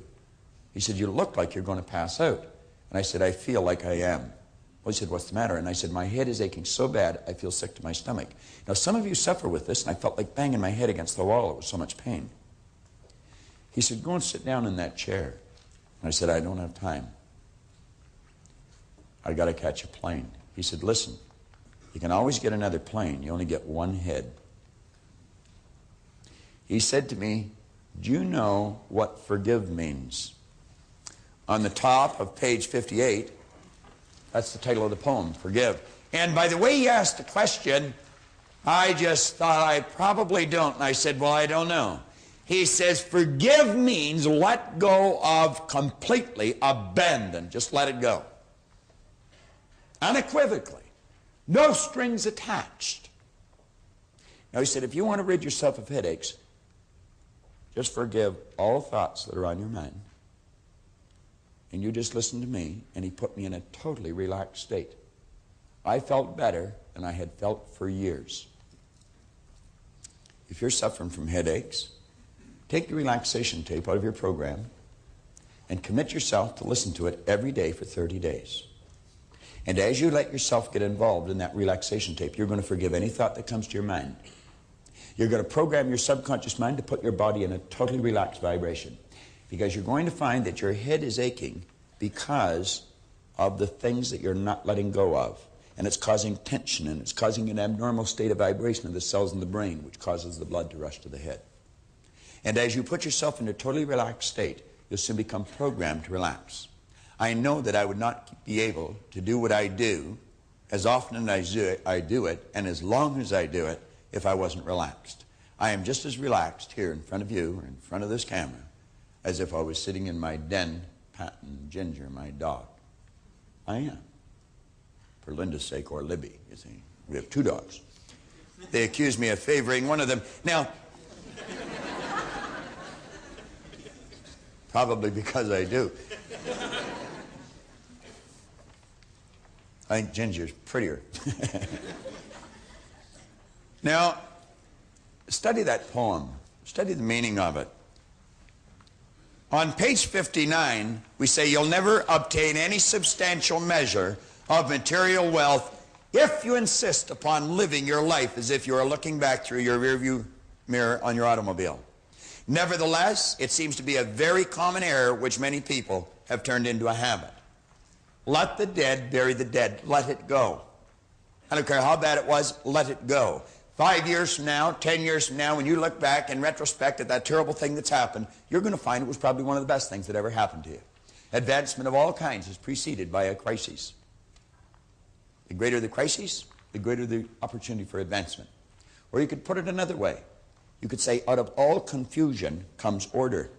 A higher degree of order than that which existed prior to the confusion. Because you see, the confusion was a learning state. Remember, I was pointing out that business is fun. It really is. I see business as a game. It's a game we're playing, and we play to win. And when we're winning, we're having fun. And when we're losing, we're learning. Let's treat both of the experiences exactly the same. They're learning experiences. Now we say, remember the old adage which says, let the dead bury the dead. Stop looking back on your life and worrying about the things which have already occurred and which you can no longer alter. That's like trying to change the time you got out of bed this morning. You're never going to be able to do it. That stands for eternity. You cannot go back and change it, since you cannot let it go. Pursuing that kind of mental activity will never lead to anything worthwhile, any worthwhile accomplishment in your life. You should understand, moreover, that all accomplishments in your life, you should understand, moreover, that all of the great achievers of the past have been visionary figures. They did with their life what, like Scott was saying, he does with his music. He heard it in here. They see their life in here. They're building visions of a great future. We've got a vision of a great company. We've already got a great company. We want a better one. We serve a lot of people. We want to serve more. And as we do, we receive greater rewards. And because we receive greater rewards, we become more comfortable, more creative, and we can provide more service. It's a beautiful cycle that we're in. Looking into the past is a self-doom fulfilling cycle. You just keep getting it worse and worse and worse. We've all done it, so we know what it's like. These visionary figures were men and women who projected into the future, and they did not belabor over things which had already passed. They thought of what could be rather than what already was, and then they moved themselves into action to bring these things into fruition. That quote at the bottom of the page, I should have actually given the person credit for it that said it. Life is either a series of endings or a series of beginnings, at the bottom of page 59. I went to a church service in Santa Ana, California, and Philip Nicola, great preacher, he preached a sermon on that one day. Life is either a series of endings or a series of beginnings. If you're looking back, it's a series of endings. Look ahead. Something great is coming. Leland Val Vanderwall said something when we were sitting having coffee, and I jotted it down. Every time this guy opens his mouth, he drops a pearl. I'm so wise. He said, let us not look back in anger, nor forward in fear, but around us in awareness. Boy, is there ever depth in that? Let's not look back in anger. Let's quit thinking in reverse. Nor forward in fear, but around us in awareness. Take all the resentments and guilts. You know what it's doing? Resentments and guilt is simply choosing to build a negative idea here over something that someone did to you, and then letting ourselves get emotionally involved in it, and we move into the same vibration. Now think. I don't care how justified you may feel in holding a resentment. It's a dumb game. Ray Stanford used to tell me it was like throwing dust into a strong wind at someone else. You know where the dust is going to end up. You may feel justified, but I'm going to tell you, a person of understanding will not do it. Will not do it. That is an act, a mental act of ignorance. Love them. The law will see that they get their reward for what they did. You don't have to look after that. And as long as you're holding that resentment in your mind, it's like replaying the same thing over and over again. And the same physical experience is taking place. You're moving into that vibration. I had a good doctor friend of mine that says rheumatism or arthritis is nothing but frozen hate. It's dwelling on things like that. Dries up the joints in the body. What's guilt? I've done things in the past I'm not proud of. I'm quite certain you have. Many of you. And they bothered me for a long time. They really did. And I wasn't able to get rid of it. So I went to see a psychiatrist. He ended up working with us. That's true. He helped me, but I helped him too. And just through a series of right questions, I developed an awareness and it was gone. I have absolutely no guilt anymore. I just will not tolerate it. That's looking back at something you did that you thought was wrong in the past and reliving it. And the same vibration takes place. You see, resentment and guilt are very closely aligned. One's directed towards someone else, the other's directed towards yourself. But you're the beneficiary of both, and neither one of them are positive. Most destructive emotions that you could get involved in. There's a great affirmation at the bottom of the page. And anyone that wants to rid themselves of resentment or guilt or a lot of disease, I would suggest you write it out probably 100 times a day. I willingly release the thoughts and things that clutter my mind. They're all the old ones in there that you're not even aware of. And then say, I release whoever it is. Name them all to their highest good. That means happiness, health, and prosperity. Just release them. The person could be dead. It's not the person that's causing the problem. It's the remembrance. It's the idea. I release them to their highest good and me to mine. And you see them happy, healthy, and prosperous. And you see yourself happy, healthy, and prosperous. And then you say, it is so. Thank you, Father. Father being infinite power. I want to suggest on page 61 that you read the story of Patty's Cruise. I'm not going to tell you what it is. I want you to read it. I want you to read it. Because I sat down with her. Patty's a good friend of mine. We're related. We worked together. And she had a definite problem. And over a cup of coffee, I gave her a suggestion that solved the problem. And she learned a great lesson. And any one of you can learn a great lesson from the story that's in here. You're always saying, I'd like to do this, but I can't because you get the answer there.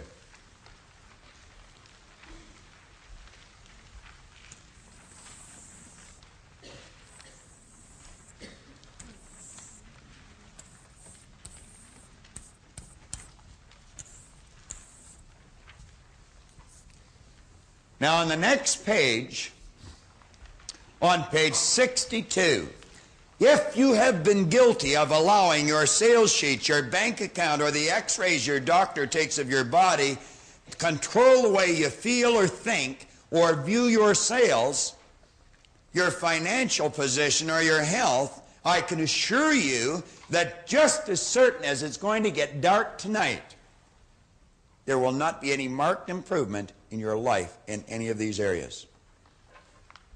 There won't be. What did Paul Hutsey tell me? What did he tell you? He's been in the business 38 years. He's been in management 35. When I sat down and talked with him, he had been in the business 24 years, and he'd been in management 22. And he said, I know I can get better results, and I don't know why I'm not. I know I'm a good person. I know my people are good people. But he said, I don't know why I'm not doing it. I said, I can tell you in about 15 minutes.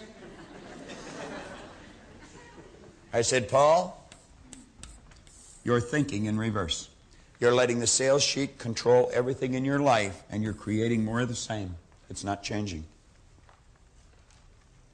And I said, you got to quit doing that. You got to realize that the results you're getting has been controlled by the way you think. And I said, what you want to do is keep your mind on a higher image rather than a lower concern. You take this magnificent power and you build the picture in here that you want. And you let yourself get emotionally involved in that picture. And I said, Paul, it'll happen so fast, it'll make your head spin. What did he tell you? In 9 months, he went to the top of the company. 9 months. He had been trying for 22 years to do something. What did Al tell you? 18,000 to 500. I was saying to someone downstairs, you know, I used to read these stories in the books when I first started, and I thought, oh, this can't be true. Go follow these people. Talk to them. That's why we brought Paul Hutsey in here. That's why we've had the various people stand up that we know that changes have taken place and have come back to these seminars. And they keep coming back, and they keep coming back. That's why you should keep watching what you're looking at.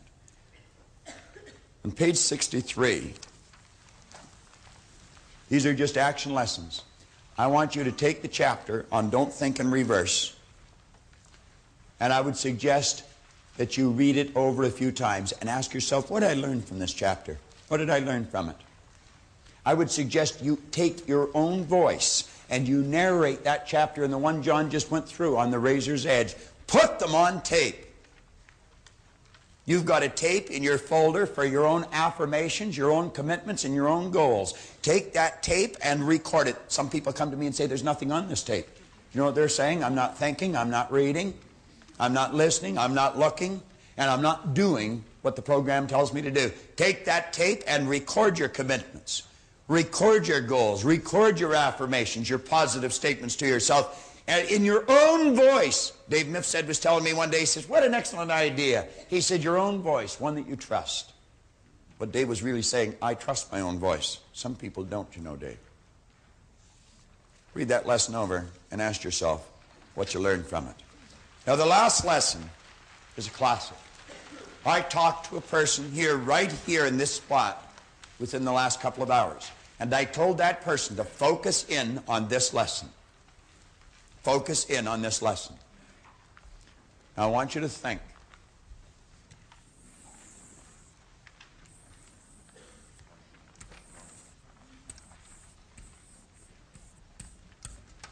You want, and I want, greater good here. Positive things to happen. But understand this, I cannot set anything where this lectern stands until I get rid of the lectern. I cannot put anything where that camera is standing until I get rid of the camera. And nor can you put anything where that television set's sitting until you get rid of this television set. You must create a space for the good that you desire.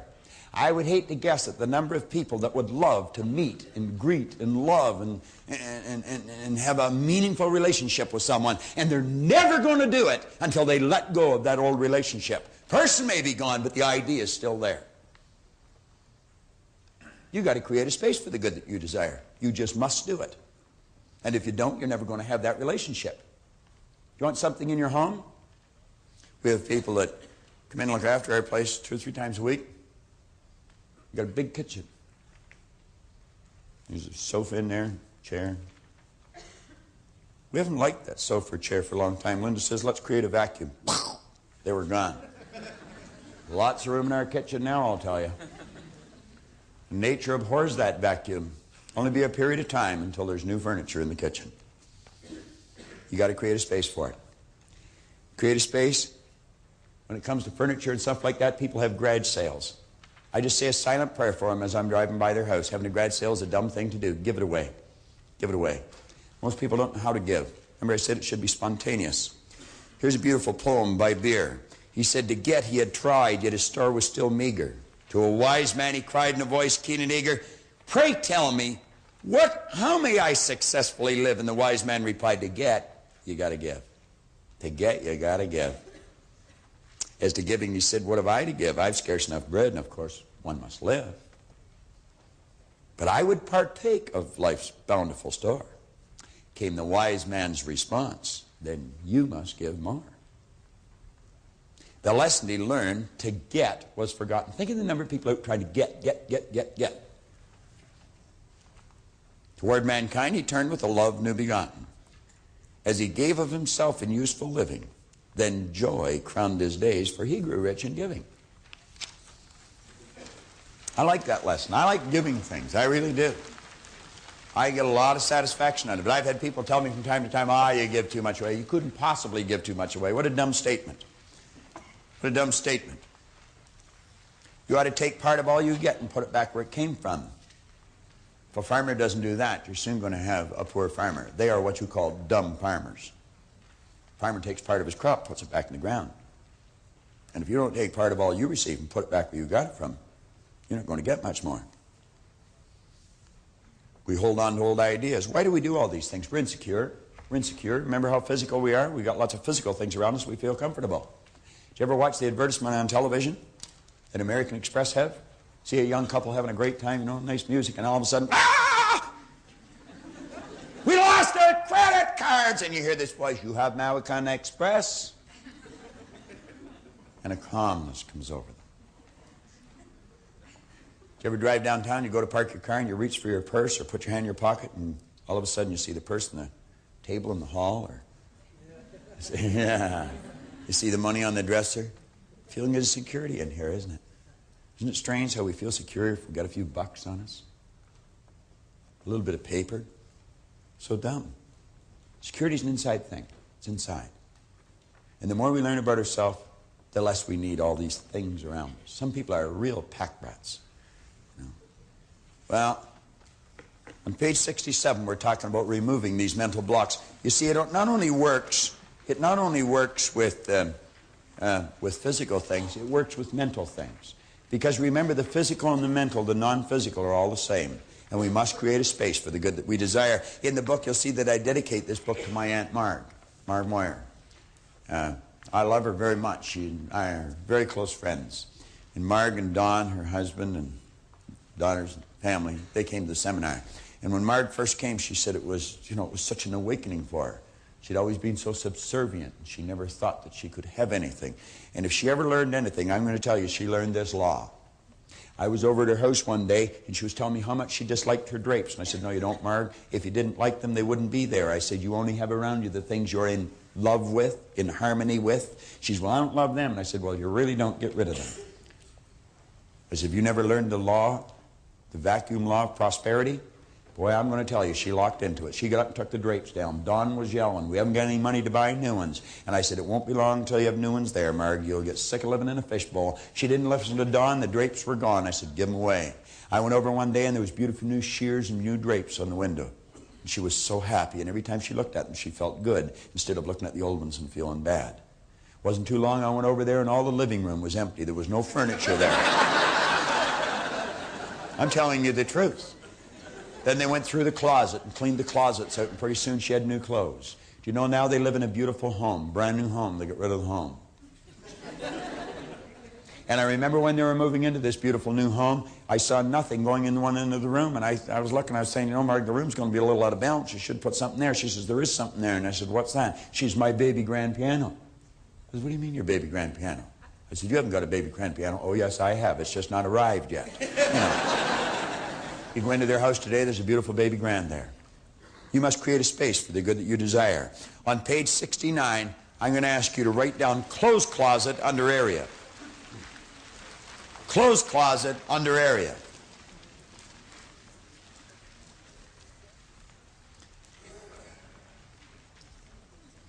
Now, I want you to write down a date within 7 days of today's date. Completion date. Put down a day, could be today, tomorrow, the next day, but within 7 days of completion date. Now, what I'm going to suggest you do is that you test this law. I'm going to suggest you go through your closet, and every piece of clothes or garment you pick up that you do not wear, you get rid of it. You just put it on the floor. And you're going to get to the point where you're going to grab one garment and you're going to have a difficult, it's almost like it's welded to the railing. Because that garment you paid a lot for, and you haven't worn it very often. In fact, you only had it on a couple of times. But you don't like it. It doesn't feel right or it doesn't fit right. But you're thinking, I spent so much on it, it's so good I can't throw it out. Get rid of it. Get rid of it. Completely clean the closet out. Get rid of the shoes. Nice idea, isn't it? That's right. You want a new, I know, I can tell by looking at you, you want a new. I mean, you're just so excited about this. Do you know in a relatively short period of time that closet will all fill up again? You'll say, but where will I get the money? You'll attract it. And you'll get the clothes that you want. There's a young lady sitting right here in the front, Heather. She's just gone through that. And James paid.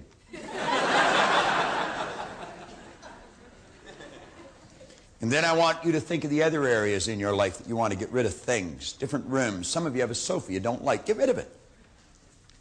Some of you have an automobile that you can't stand. Get rid of it. You won't walk for long. Now on page 70, I want to suggest that you stop and think of some of the ideas that you had locked into your mind when you started to listen to this. I want you to write them down, and on the opposite page, write down the new idea that now you accept as the truth. Make up your mind that you are going to create a vacuum by letting go of that old idea and accepting the new idea. You study that vacuum law of prosperity chapter, and study it, and study it, and study it, and I guarantee you your life will be filled with beauty. Create a space for the good that you desire. I was talking to a manager of a sales operation. He was telling me he wanted more people working in his office. I said, "Do you have an empty desk?" And he said, "No." I said, "You haven't got any space for one." I said, "Create a space for one. Get the desk. Put the phone on it. Put everything there that you need." And I said, "Before long, there'll be somebody behind the desk. And if you doubt me, you try it. If you doubt me, you try it." Now, we're going to bring this thing in for a landing. But before we do, I want to suggest that you watch this at least once a day. You don't have to watch it all, just a little bit. Do you know the beautiful part about this is that I have been recognized around the world as having a lot of information on this one subject. And I get very well rewarded for sharing it. I really do. I don't meet many people that know more about this subject than I do. There are people around, but I don't meet many of them. And when you get to that point, your stock goes up. Do you know what always amazed me? I've never studied it very much. I've only studied it a little bit, but I studied it a little bit every day for 27, 28 years. And you'd be amazed just how fast it adds up. It's just like the $20 bill, Andy. 20 bucks today. In a short period of time, it's $1.5 million. Put to work properly. You put these tapes to work properly. Every day, just turn them on for a little bit. Turn some of the junk off that you're walking on that box. Most people watch the best of the worst. They just flip around until they get something they can tolerate. Now, use something that'll really stretch your mind. Well, here we are, coming to the end of the program. The end of the program is actually the beginning of the program. We've pointed out numerous times that repetition is one of the keys to success. As we went through the Born Rich program, John and I made a number of suggestions. We suggested that you make a commitment and you write your commitment out. Put it in writing. We suggested you make a number of affirmations, positive statements from yourself to yourself. I read one time where it said the mark of a superior performer is an individual that can give themselves a command and then follow it. We recommended that you write your goal out, that you relax on page 30 and redefine the goal. See yourself as the person you want to be. Now, number 8 cassette in your program is for you to fill in. You read number 8 cassette, the audio cassette, it says your own narration of your affirmations, commitments, and your goal. Now, do you see, the old conditioning or habit would cause you to just leave that there and not bother putting it on tape. But consider this. You take your voice, it's a voice you trust. Your mind is used to your voice. You write down your affirmations, you write out your commitment, and you write out your goal in the present tense, and put as much feeling as you can as you record it. And you play this cassette every day. I want to suggest that you use this program of yours that you've invested in every day. Get your friends involved in it. Get your family involved in it. And you're going to find that your life will never be the same again. You can have the things you want, all of them, and you will have them by incorporating these messages into your life. Momentarily, I'm going to introduce you to an excellent idea that John and I conceived some time ago, and we will be bringing to your doorstep before too long. It's a magnificent set of books. It's called the Torchbearer Series, and you're going to find that they can help you along with this program. Review the program often. Complete the exercises. Wear it out. You'll be so far ahead. Now sit back, relax, and mentally come back into the seminar as we tie this all up. I used a quotation a little earlier with Paul Hutsey. And I was telling you about these pins, about the torchbearer. John and I are preparing a magnificent idea. This is a leather-bound book with gold edges. It's got the torchbearer logo on it. And on the side here, it's got the torchbearer symbol, As a Man Thinketh, by James Allen. Now, that's a bonus book with our series. I know that some of you are going to want these, but you can't have them yet. They're not ready. But when they are, you'll hear about them. And we want to get everybody locked into this idea about being a torchbearer. Let me repeat that quotation again. Roosevelt said, "Only those are fit to live who do not fear to die. And none are fit to die who have shrunk from the joy of life. Both life and death are parts of the same great adventure. All of us who provide service and stand ready for sacrifice are the torchbearers. We run with the torches until we fall, content if we can pass them to the hands of the other runners. If you want to experience real joy in your life, you follow the advice in that quote. Be a torchbearer. Pass on something good. Give up something so you can. And you'll always get more back so you can pass on more of something good." Now, what we've done is create a set of books. And I'm going to get John just to take a second. They're a beautiful set of books, and they're the complete set. They're going to be classics. They're ideas that have been passed down through the ages. We're putting them together. And like I said earlier, we've got license to brag about all this because none of it's ours. It's just something we've collected from some of the greatest authors and the greatest thinkers in the world. There are 12 different subjects. I can get John just to run over each one of them. This is not necessarily in the order of importance, but one of them is called confidence. The entire book is written on one subject, and it's called confidence. You just read them this way. Then there's a book on courage, perhaps one of the most important things. The next book is on decision. In other words, making a decision and how to make or to improve your decision-making ability. This one I particularly like. It's called Responsibility. The next one is entitled Receiving.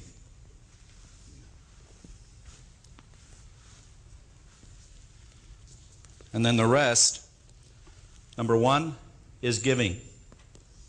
I believe Robert just covered that very, very well. Of course, one that I'm sure you'll all identify with is attraction, the law of attraction. Robert? This one is on satisfaction.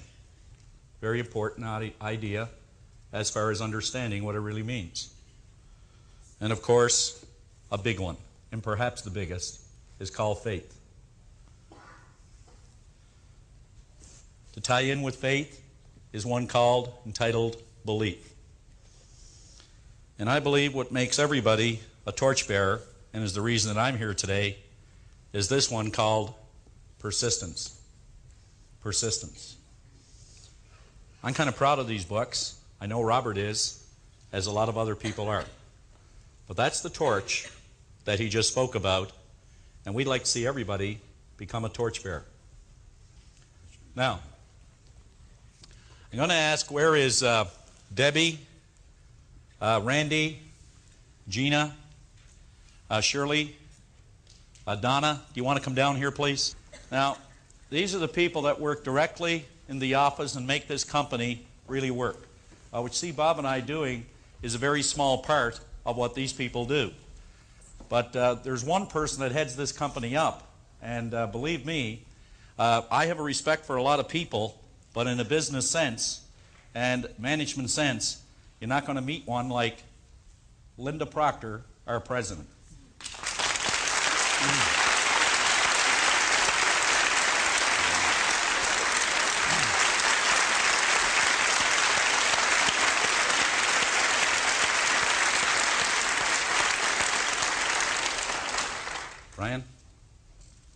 Leslie, Colleen.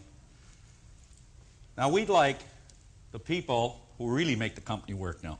We'd like them all to come down here. These are the people who are out in the ditches, digging the ditches every day, who are out talking to people and dealing with, you could say, our program every day, and who actually make it work and are the ones really responsible for not only you being here, but we being here. And we want to bring all those people down now that work with you and brought you here and that help us so very, very much, that are the most important people in our company. The most important people in our company, with one exception, other than you. Other than you. So we would like them all to come down and to join us on the platform, and I'd like you to give them all a big hand as they come down here.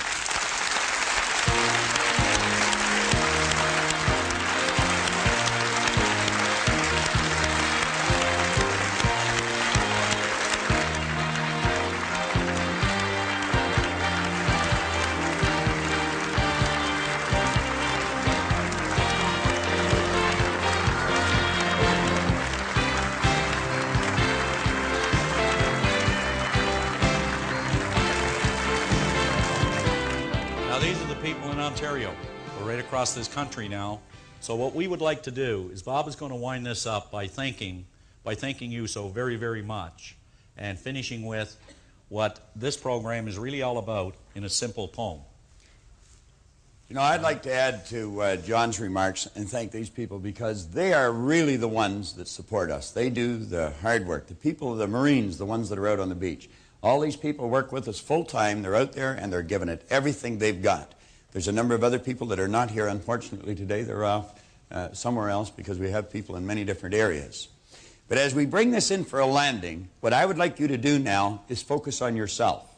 There's a beautiful poem in the book, You Were Born Rich, and it's a poem that I fell in love with many years ago. Leland Val Vanderwall was the first one to share it with me. And in that poem, he said, every single blade of grass and every flake of snow was just a wee bit different. There's no two alike, you know. From something small like grains of sand to each gigantic star, each one was made with this in mind, to be just what they are. How foolish then to imitate, and how useless to pretend, when each one of us comes from a mind whose ideas never end. Do you know there'll only be just one of me to show what I can do? And likewise, you should feel very proud that there's only one of you, because that's where it all starts, with you, a wonderful, unlimited human being. I want to thank all the crew that have been here. They've been working diligently now for the 2 days that you've seen them, but they were in here at 6 o'clock on Friday night, and they haven't really stopped since then. I guess they've had a couple of hours off to sleep when we weren't here, but they did a lot of work after we left, and they were certainly working a long time before we arrived. There's a crew out in the truck, and they're monitoring every shot that's being taken. And I'm going to tell you, this is going to be a beautiful set of tapes. I know I'm going to be very proud of them, just as everybody in our company is. I want to thank you very much for coming. I want to thank them for the great job they've done. And I want to thank you for purchasing the tapes, because you're the customer and you're the boss. You're the one that keeps us going in the right direction. Make certain that you use these over and over and over again. Again, thank you very much.